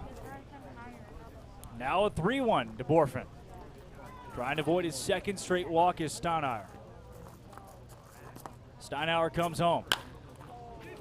That ball is hit into a different stratosphere. Will it stay fair? Yep. There is a 2-run home run for Borfin, and he is going to trot the bases, and again, the Falmouth Commodores are doubling up the Harbor Hawks as they have scored 9 runs in the last 2 1/3. Yeah, well, that's what it looks like when a ball's absolutely crushed. Jace Borfin turned on it, didn't miss it, and he watched it and admired his handiwork at the plate. Yeah, 10-5 now. When it rains, it pours. Yeah, it's doing that. 11 hits for the Falmouth Commodores tonight. A couple of home runs in there to put their 10 runs on the board. Yeah, we said in the open the ball could jump off the bat and go over the wall with the wind tonight. It has, just not for the Hawks. Yeah, for one team, that is a yes. Steinauer, welcome to Cape Cod. You found him at the right place. 1-0 now to Pinckney after the ball in the dirt. So, to look at the league leaders in certain stats and categories this season. We've already mentioned how Mitch Jebb is 4th in batting average at .328 as Pinckney swings and misses. There are league leaders in errors as well. There are. And those numbers are provided for us. Thank you to Point Streak. First on there being Alex Mooney with 11. Yeah. Second being Colby Halter, who came in with 10. So that is something that has plagued the Commodores all season long. They have 3 errors today that have all been decently costly, but they are winning 10-5. And that's what happens when your offense is so overpowering. That's why Falmouth's been able to outlast their errors, is because their bats have made up for it. Colby Halter makes a costly couple of errors, but then at the dish he goes 3 for 4 with 2 doubles and a home run. Right. The 2-1, Pinckney back up the middle, and Nishida comes over, makes the play. What a play it was. On the run goes Nishida across the diamond. Picked that one up in just enough time to get Pinckney at first base and record the second out of the 8th inning. So, 5 errors for Brutcher, right? Yep. An outfielder. Also with 5 errors for the team, Jacob Kozar, the catcher, Jacob Kozar, who is no longer with the team. I was gonna say, he had 5 errors in pretty short, and a shorter amount of time. Left July 13th, his last game. 5 errors for the catcher, though. It's a good little chunk right there. Yeah, it's not a number you'd like to see, but you can understand why. I mean, watching this team for Falmouth, the 3 errors tonight, all throwing errors. Yeah. It's odd. It's very odd. It's not like they're misplaying ground balls. And I think when we were in Falmouth last time, I think they had 4, and 3 of those are throwing errors. Right. Maybe all 4. I don't have a real feel for it yet, especially that left side of the infield with their shortstop Mooney and their third baseman Halter combining for what now, 23 errors between the two of them? Yeah. So that does absolutely nothing for us, those error numbers. But gosh darn it, kind of cool to look at. Yeah. Can capitalize on them in a different ball game, in a different night. It's what the Hawks did when they were at Gov Fuller Field just a couple of days ago. Commodores made a couple mistakes. I don't think any of those runs were earned in that game. The Hawks scored either. 5-4, final in the win for Hyannis, and 0 earned runs. Yep. Now a 2-1 from Steinauer. Right back to Nishida. Riku comes over. Throw to first is in time. Well, Borfrin hits a 2-run home run that puts the Falmouth Commodores up 10-5. But the Harbor Hawks have 2 more innings to try to do something. They do exactly that when we come back on the Harbor Hawk Baseball Network. That chip on the shoulder, that started at a very, very young age. People's expectations are they're cool, they're fun, but mine are bigger.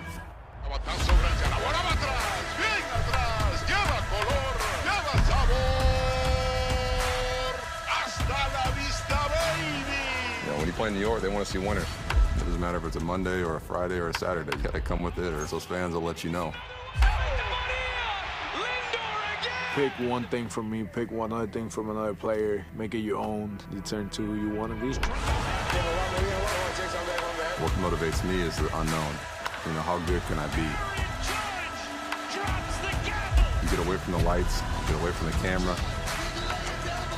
Mientras más presente yo esté en la caja de batería, más éxito tengo.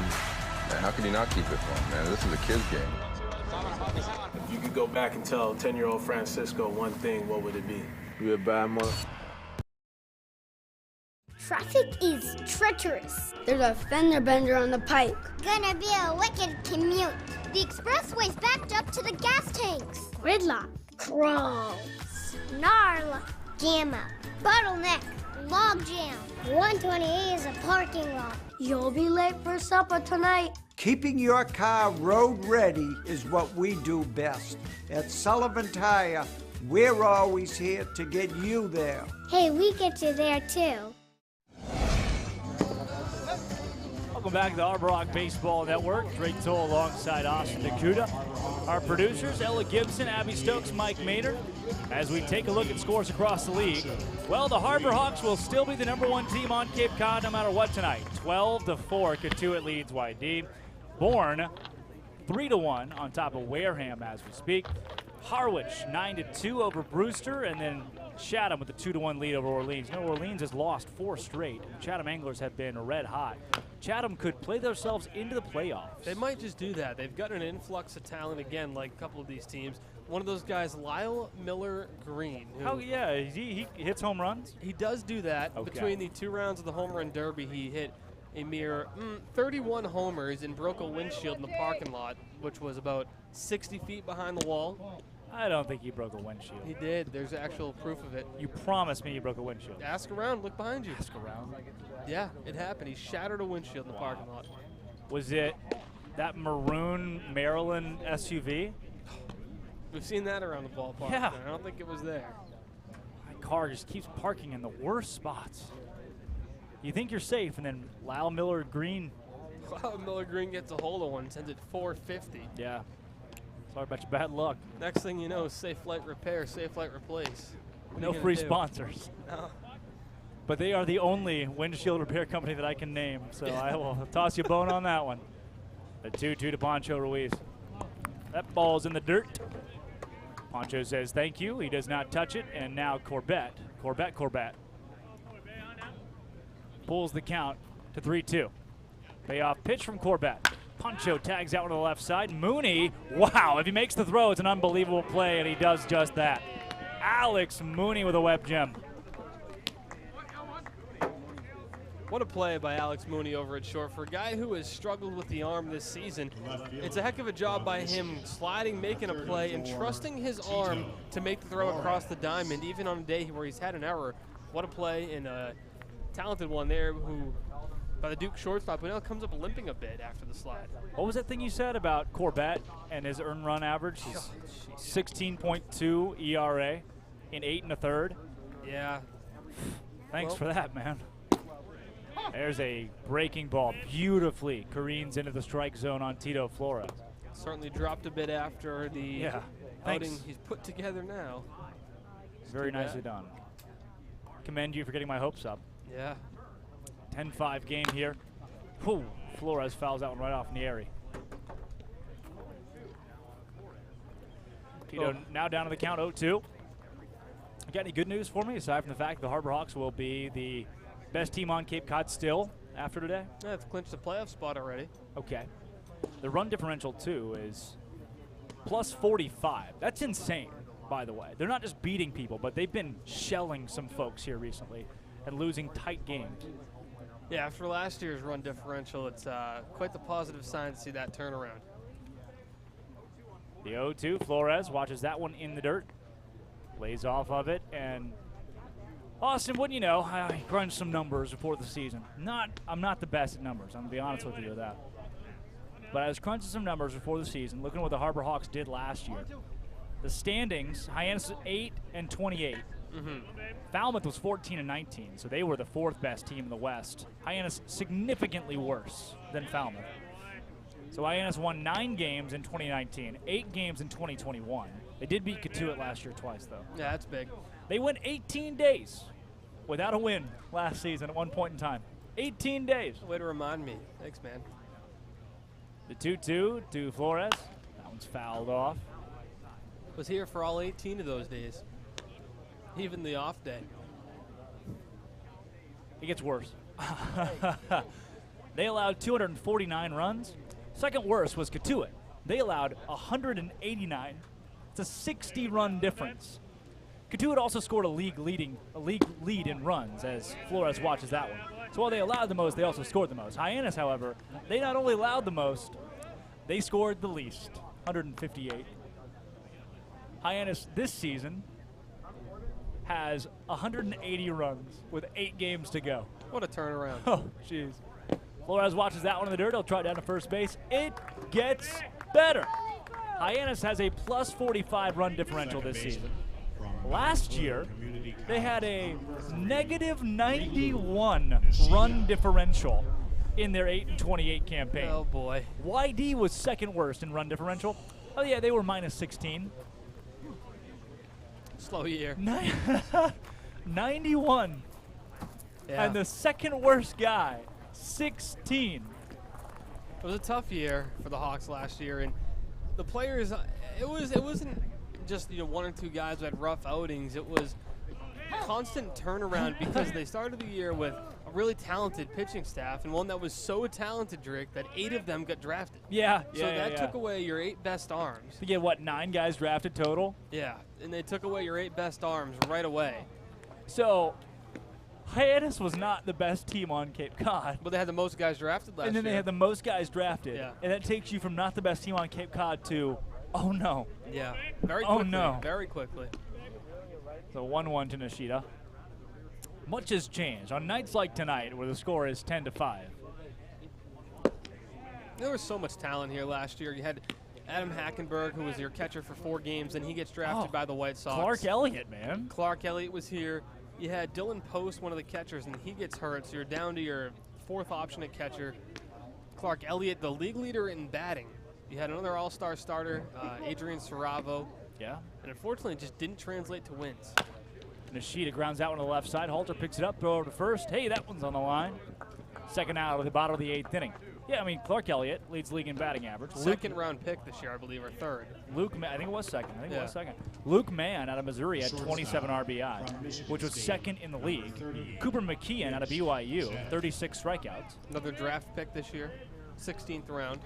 You're looking at a campaign that had good guys. Yeah. There was plenty of bright spots, and unfortunately for the Hawks, like I said, when you lose that many arms, it's a scramble to find guys who can pitch, and if your arms can't keep you in the game, it makes it impossible for your bats. Yeah. Now up to the dish is Mitch Jebb, the leadoff batter. Hyannis historically, too, I mean, this season is a bit of an outlier. Looking at a team that leads the West right now, they have actually won the West just twice since 1988. They had a 25-year drought between 88 and 2013. They won the West in 2013, won it in 2015. They lead the West right now. Under Chad Gassman, the team had a lot of success. Yeah, they were close to winning a championship in that 2015 season. They've also historically had the most dominant team ever in the Cape Cod Baseball League, 33 wins in 1979. Where were you? That one is hit right at Stovall. Takes a hop into his glove, and that glove transfers to the right arm. That transfers to Jacob Walsh for the 3rd out of the bottom of the 8th. We go to the last inning of play here at McKeon Ballpark, and Hyannis trails this one 10-5 against the Falmouth Commodores on the Harbor Hawk Baseball Network. When Alaska Airlines needed a partner for the complex operations of travel, they made the switch to T-Mobile. Our 5G has Alaska Airlines and their customers covered, from major hubs to remote destinations, with 5G coverage ready now for the demands of today and the future. T-Mobile's network powers Alaska Airlines as they deliver next-level care for all customers. 5G ready now. That's how unconventional thinking is better for business.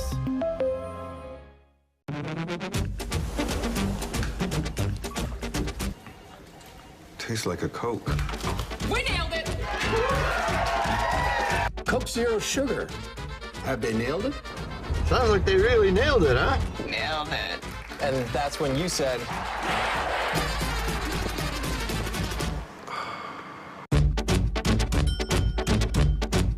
So it really tastes like a Coke. Yeah, that's the point.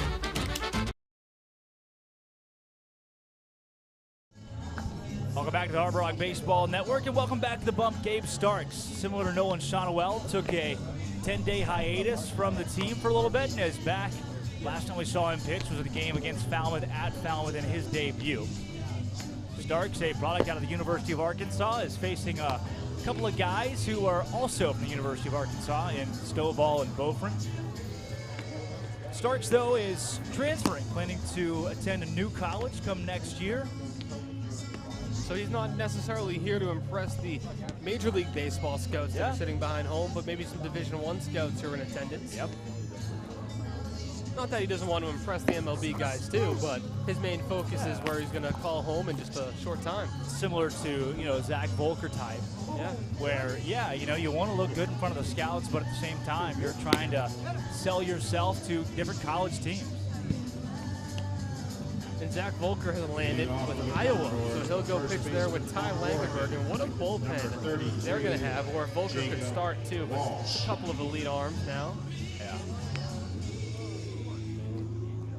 So, Starks comes into today's game.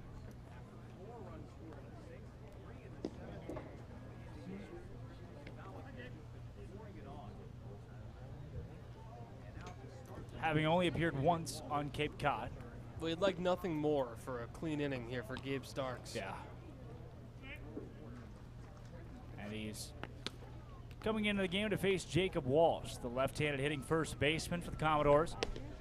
It'll be Walsh, Brutcher, and Collins. That's 6, 7, and 8 for Falmouth. Have I mentioned that I don't want to see this Falmouth team in the playoffs? I think we have. Yeah. Well, that was one of the things that the Falmouth guys said to us immediately after that last time these two teams played, just last week on Thursday at Gov Fuller, was, wow, we don't want to see you guys in the playoffs, man. I think the goes both ways. It's mutual. We don't want to see Bourne either, the way they've played the Harbor Hawks this season. The West is probably the stronger division. I mean, not that the East doesn't have its plethora of talent, but the West has 2 20-win teams. Yeah. And another team over 500, where the East has just one team over 500. Right. There's a big whiff. That one from Gabe Starks. YD, with 45 points and 8 games to go, they're going to win the East. They haven't clinched it mathematically. They also haven't clinched the playoffs mathematically, but it's just what's going to happen. Despite the 12-4 score they're currently facing against Katuitt tonight. There's another strike from Gabe Starks. See where it goes here on 2-2. In the 5-run game, you can afford to attack in the zone. Starks dials home and misses low and outside.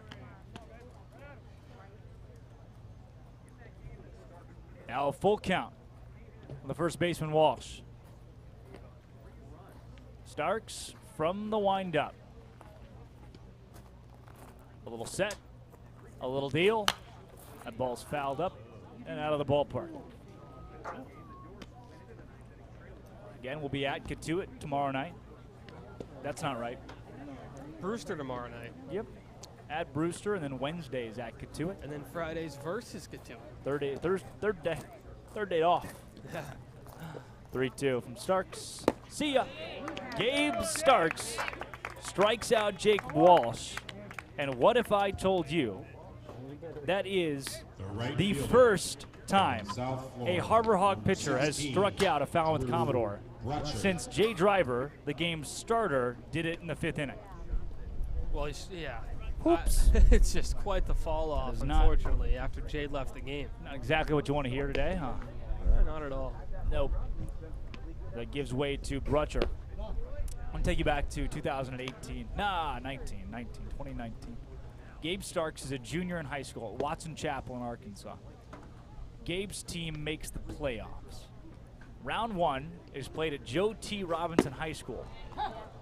And who do the Watson Chapel Tigers? What's the Watson Chapel mascot? That would only be you who could answer that. Yeah, really? I bet there are a ton of people in Watson Chapel that can answer that. I don't. Called strike. That's pretty fun. Watson Chapel, they're the Wildcats. The Wildcats playing at Joe T. Robinson in round 1.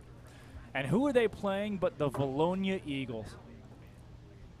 Believe it or not, I went to high school at Valonia. 1-2 from Starks is in the dirt. And nope, it hit Brutcher, who's going to trot over to first base. So Starks trots out there against the Valonia Eagles. Their guy's name is Josh Albert. You ever heard of Josh Albert? Probably not. He played at Arkansas State for a year, transferred to Crowder, and now he sells insurance. So Albert comes out, pumping 94 from the right side. Starks is doing the same thing. These guys are gunning each other. If I remember correctly, the final score in that pitcher's duel, 2-1. The Valonia Eagles won it. They knocked off Gabe Starks, the starting pitcher for Watson Chapel his junior season. The year before that, Starks and Watson Chapel actually played in the state championship game as Brutcher is safe. Everybody's safe. Boy. Everything's a ball. No one's counting and the points don't matter. Unfortunately, I mean, Corona's had a good shot to get probably 3 of these base runners. Yep. But every throw has been well in front of the bag and skipped in. Yep. Which you can skip it in. It's just he's throwing it to the left side of the bag from our view, so to your view at home right now, the right side of that bag, and it doesn't give your infielder a chance to just slap the tag down. They now have to move to their left and then swipe it across, which by then the guy's safe. It has to be to the first base side of the second base bag, if that kind of makes sense. It does. It has to be the other side. So long story short, hello. I came right back down to the crowd mic. I got to see Gabe Starks play in high school. And he was dominant. And he was dominant. Really good pitcher. Great to see him out here again. Him and I got to talk at Fenway a couple of weeks ago about David's Burgers and other Arkansas things. Walmart, trees. Trees, yeah. Yep. We were going back and forth. Everybody around us was probably so annoyed. Tell you who else is annoyed. Nicholas, who came off the bench to pinch hit just to get K'd up by Gabe Starks. From Notre Dame, number 18. Well, Starks looks good, even with the hit by pitch. All his pitches were located well, and he was ahead 1-2. So let's see if he can finish this inning. Near eye comes the plate. Starks says, get to allow a run here in the top of the 9th, which is more than the Harbor Hawks could say in the 6th, the 7th, and the 8th, where they allowed 4, 3, and 2. That ball gets away from George Corona. He'll come and corral it. Right back to Gabe Starks, who, then went on his senior season at the Watson Chapel Wildcats and was pretty darn successful.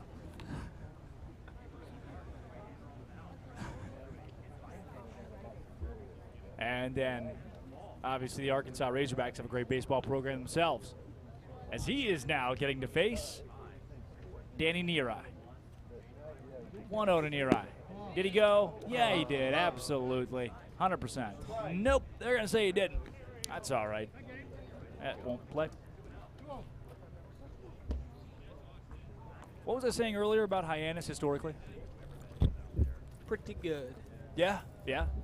Wouldn't you know, prior to Chad Gassman getting to Hyannis, that's a ball low, things were fairly bleak. From 05 to 2010, there's a 6-year playoff drought. You know how challenging it is? I mean, that's tough for the community, for everybody. Go 6 years missing the playoffs.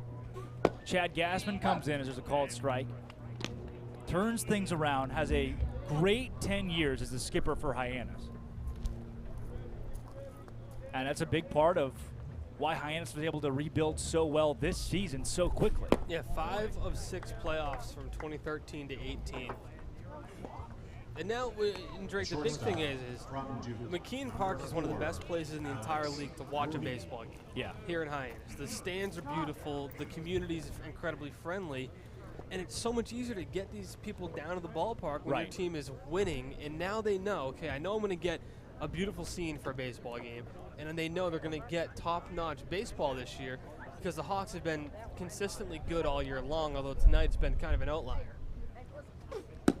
There's a ball low and outside to Alex Mooney from Gabe Starks. Since 1991, though, the Harbor Hawks have only finished above 507 times. So they're attempting to do that for the 8th time since 91. It's a lot more difficult than it sounds, too, because a lot of the competition in this league is so evenly matched. Well, yeah, and look at the East right now. 4 teams under 500. Exactly. So that stat might jump off to you. You know, your regular baseball fan, obviously, in the majors, a lot of teams, the good teams, always over 500. But here, some of the teams that go on to the championship, like in the East, the Eastern Championship, is likely going to be with one of the 2 teams being under 500. A 1-1 from Starks. Buys her home. Mooney hits a moonshot foul off the left side. But all that said, even in the years where the Harbor Hawks have struggled, last year, 8 wins, second in the league in attendance. Yeah. I mean, this community rallies around this baseball team so much, and they have a lot to be proud of year in and year out, no matter the record on the field. And now you get to see that come to fruition this season with the best record on Cape Cod, even if they lose tonight. Yeah, I mean, there's really no better place to watch a game. The bleachers here are all renovated and new. You get beautiful sight lines, too, across this park, which is something that you don't see everywhere. A lot of places you might have the right field corner cut off or left field you can't see. But here you get a beautiful view of everything and a great atmosphere to watch a game. The biggest press box on Cape Cod, too. Yeah. That one's going to peg Mooney in the helmet. I'll make sure that he's okay. Bends down to take off the shin guard.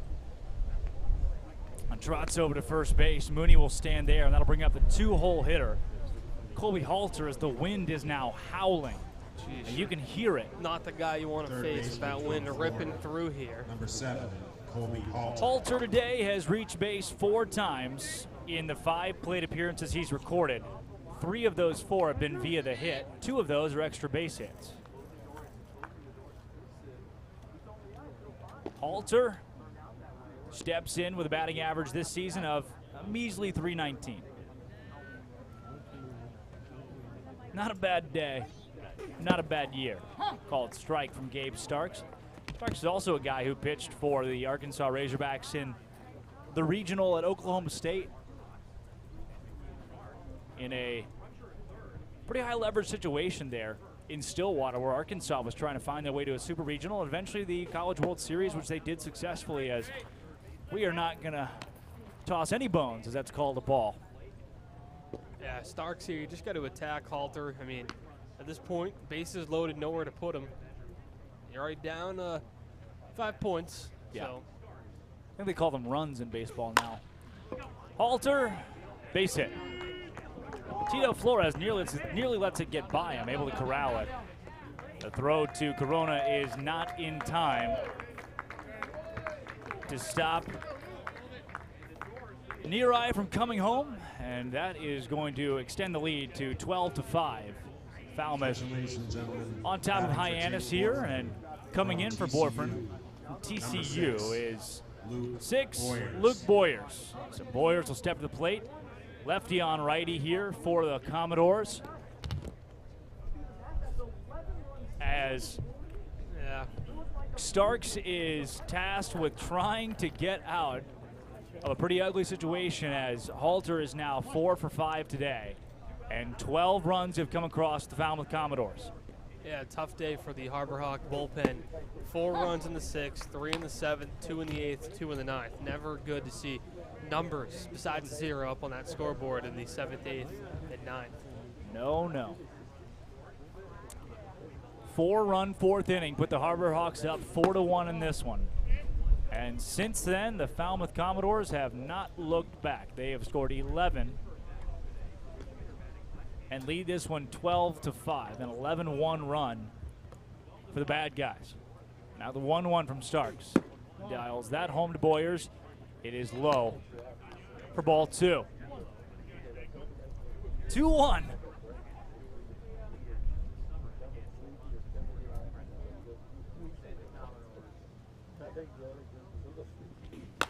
That one is fouled off to the left side into the net for Hyannis. Coming up will be Ruiz, Flores, Nishida. See where Starks goes here on 2-2. He likes to go with that inside fastball often. There's a swing and a miss.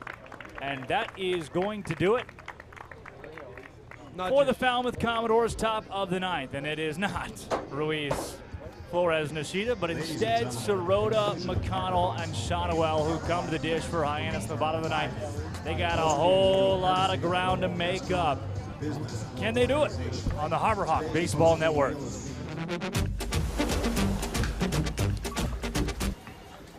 Tastes like a Coke. We nailed it! Coke Zero Sugar. Have they nailed it? Sounds like they really nailed it, huh? Nailed it. And that's when you said,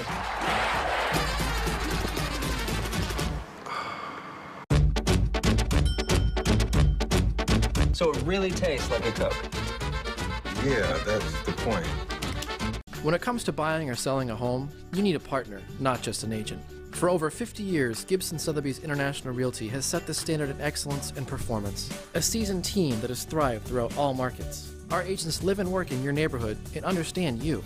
We are over 170 agents strong, backed by an in-house marketing team and global reach that is second to none. From studios to penthouses, purchasing to renting, our team provides unparalleled real estate services.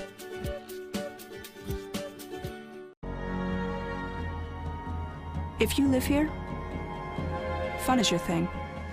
If you live here, tough is your thing. Smart is your thing. Caring is your thing. If you live in Massachusetts, community is your thing. Since 1972, the Massachusetts State Lottery has provided over $25 billion to help cities and towns with the things they need most. If you live here, giving is your thing. Welcome back to the Harbor Hawk Baseball Network. Drake Toll alongside Austin Dakuta, where the Harbor Hawks trail this one, McKeon Ballpark, by a score of 12-5 against the Falmouth Commodores. Not the best night at the ballpark for the guys in white. And Austin, we mentioned earlier how the folks in the booth, all of us on the Harbor Hawk Baseball Network, ordered Tropical Smoothie Cafe and smoothies. And the second that we did, Jay Driver had 11 strikeouts. The Harbor Hawks put up 4 runs in the 4th. Things were going smoothie. And then, since I finished my smoothie, 12-5. Yeah. What are you going to do, man? Well, what are you going to do besides try to get some runs off against A.J. Causey, the new pitcher, who happens to be a side armor? How you know? Lucky guess. Synergy. Huh. Call him BS. Nope. You were right. You got it. Sidearm guy.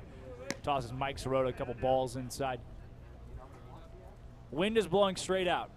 Yeah. 7 home runs. Tie ball game. I don't even think you want to know what 8 home runs would mean. Well, there's no ties in the Cape League. So. You know how different the league would be if they did have ties? Oh, there's only ties. I mean, there's no extra. Wow, that's a good one, huh? No extra innings in the league. Only ties, basically. Yeah, no ties in the Cape League. Once you get through 9. This year has been historic for ties at least. That one's hit right at Stovall. Stovall, ka-ching, makes the out. Falmouth is beating Hyannis in runs, hits, and errors. Yeah, not in a good way. One of those makes a lot of sense. The other 2, not as much. Cole McConnell will come to the dish now with 1 down here in the bottom of the 9th. The NAC is sponsoring today's player of the game. And it's been the same not, guy. Yeah, not really relatively close here. Our decision is pretty easily made for us. The same guy since the 3rd, I think. Since he had 6 strikeouts through 3. Yeah. There's a called strike on Cole McConnell. That will be Jay Driver. Jay Driver tonight had 11 strikeouts over the course of 5 innings. Allowed just 2 hits, 1 earned run, couple of walks, 11 strikeouts now puts him at best on the team. He came in with 20, which was good enough for like 4th. And then he said, I'll strike out 11. He did.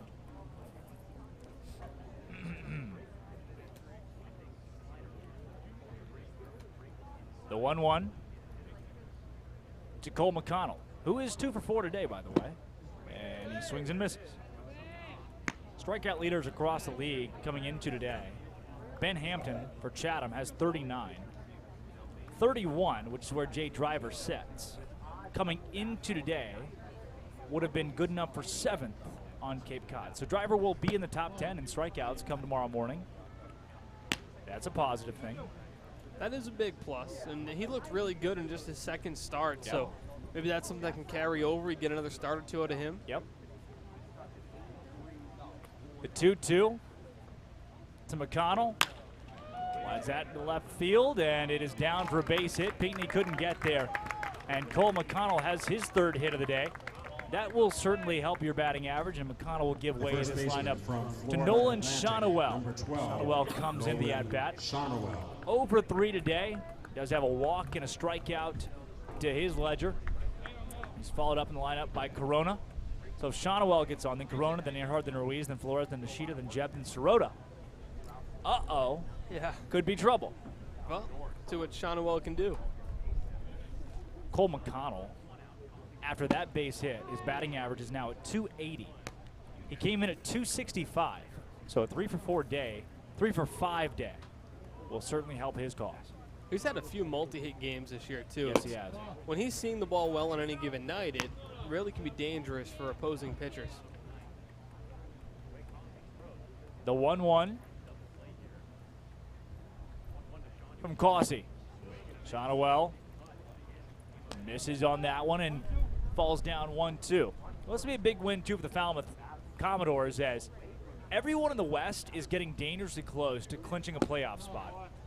Not because these teams are necessarily having great success, but more so because Wareham can't win a game. And 4 or 5 make it, so anytime Wareham loses, they get further away. Right. And somebody else gets closer to the playoffs. That one's outside, and Cole McConnell will have his 9th stolen base this season as he trots in easily to 2nd base. And even though it's a stolen base that might not pop out at you on the stat sheet at the end of the night, it's still about repetition and doing things right, working on getting a good jump on a pitcher. Shonowell strikes out. That is a 2nd out of the bottom of the 9th across the league. Katuitt blew out YD over at Lowell Park.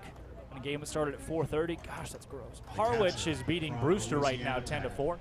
Chatham falls to Orleans 5-2. Big comeback late. Bourne and Wareham are tied at 3. Be great if Wareham won that game for Hyannis.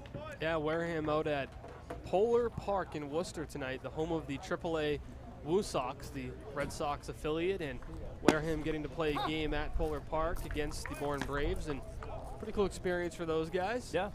Talk about that Orleans game. Orleans had lost their last 4. It was a huge game for Chatham to try to get themselves into the playoff picture. They were up 2-1 in the 8th, and that's when Orleans put up a 4 spot. They won the game 5-2. So Orleans now 14-19-4. Chatham 11-19-7. So the Anglers are still on the outside looking into the playoffs.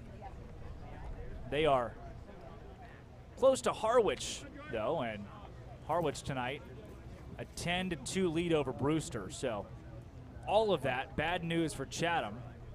And good news to you if you like chaos, as George Corona's down 0-2 in the count. Swings and misses, and that's the ball game. The Harbor Hawks fall 12-5 against the Falmouth Commodores here, despite a 5-inning, 1-run, 11-strikeout gem from Jay Driver. The bats put the Harbor Hawks up 4-1 early, but the bullpen could not hold on. 12-5 the score, and the NAC player of the game is just about all we have left to check off. Yeah, not much else to analyze or dissect after that unfortunate 12-5 loss, but Jay Driver, a phenomenal night for him on the mound, and if you take nothing else from this game, let it be Jay Driver walking away with 1 run allowed through 5 innings, striking out 11. We haven't seen a pitching performance in quite some time that dominant. The NAC Cape Cod Player of the Game, Jay Driver, thank you very much to the NAC for sponsoring tonight's Player of the Game. We have not seen a pitcher for Hyannis come close to 11 strikeouts this year. So for Jay Driver to be that dialed in gives you great confidence moving forward. And Driver's a guy who's going to stick around. He's going to be on this team through the end of it. So if he can become a reliable starter in the playoffs, Hyannis is going to be in great shape, and they already know they're going to be there. Even despite today's loss, the standings across the league, YD fell today, so Hyannis remains the best team on Cape Cod. Cotuit won, but Hyannis still has a half-game lead on the Cavaliers, and they will meet them on Wednesday and Friday. And as previously mentioned, Orleans, Harwich, Brewster all have 14 wins in the East. So things are heating up in the East playoff race. The West looks like Falmouth, Bourne, Cotuit, Hyannis are all ready to lock their spots in with Wareham left out. But that will continue to change as the week goes on. For Drake Toll, Austin Dakuda, the final score line for both of these teams. For the Harbor Hawks, they had 5 runs on 5 hits and 1 error. For the Falmouth Commodores, 12 runs on 12 hits and 3 errors. For our entire crew, Drake Toll, Austin Dakuda, Mike Maynard, Ella Gibson, Abby Stokes, and Bria Lossick, thank you for watching, and good night.